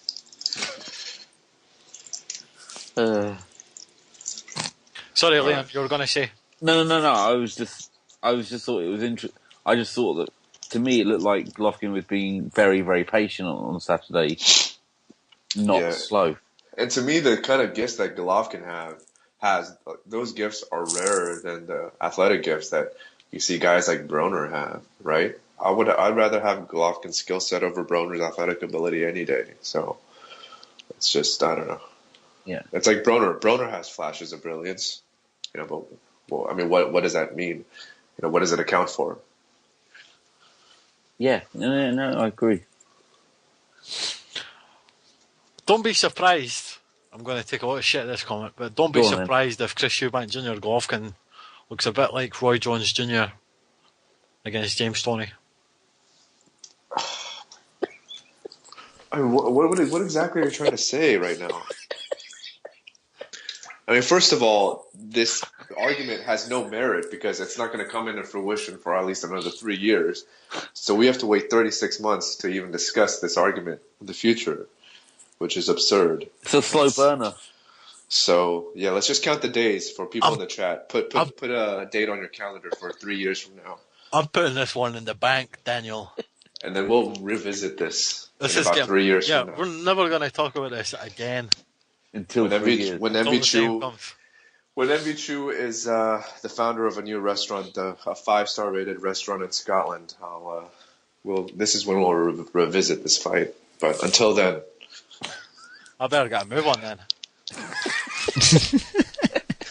I'll start working on that. You've got 3 years, Chu. Could be done. Yeah, could be done. Certainly can be. All right. On that note. Yeah, on that note, let's get some final thoughts and get out of here. I'm tired, guys. Lim, any final thoughts for us? No, I just thought I thought this podcast was really informative, and I thought it was really cool for us to, I think, all share different aspects in terms of what we were impressed by in terms of Triple G's performance. And again, I know this is kind of hard for you guys to experience and empathize with, but this fight generated a lot of buzz here in the States. So I think it's pretty cool that Triple G is starting to get that attention, that mainstream attention. And I hope the pay-per-view buys are successful. And I hope that he can continue this trend, even if it's not against the best competition. Thank you, Lim. Leon, any final thoughts? No. Paul Smith's a dick and his scorecard was horrible. That's my final thought. All right, thank you, Leon. I love the difference in tone between my comment and Leo's. Yeah. So I had nothing clever or big to say, Lim, so I just went for the base level humour. It's like chalk and cheese. Yeah. All right, cheers, Leon. Chu, my boy, any final thoughts? Great show. Good vibes. Great weekend of boxing, and I'll see you next week.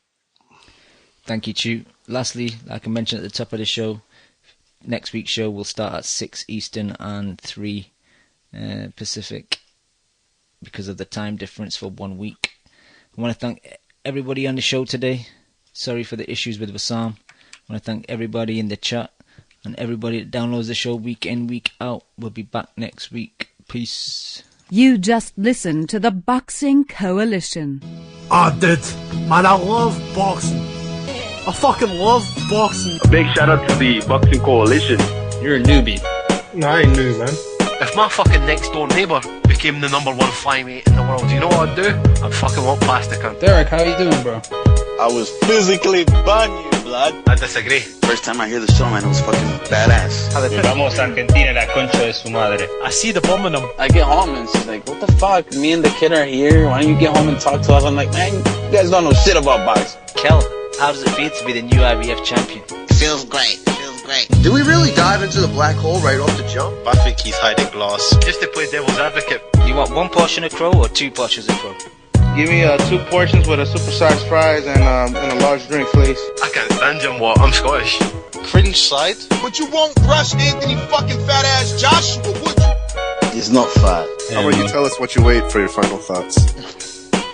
My weight? Thank you for listening to the Boxing Coalition. We are live every Monday, 10 p.m. to 1 a.m. UK time, 5 p.m. to 8 p.m. Eastern.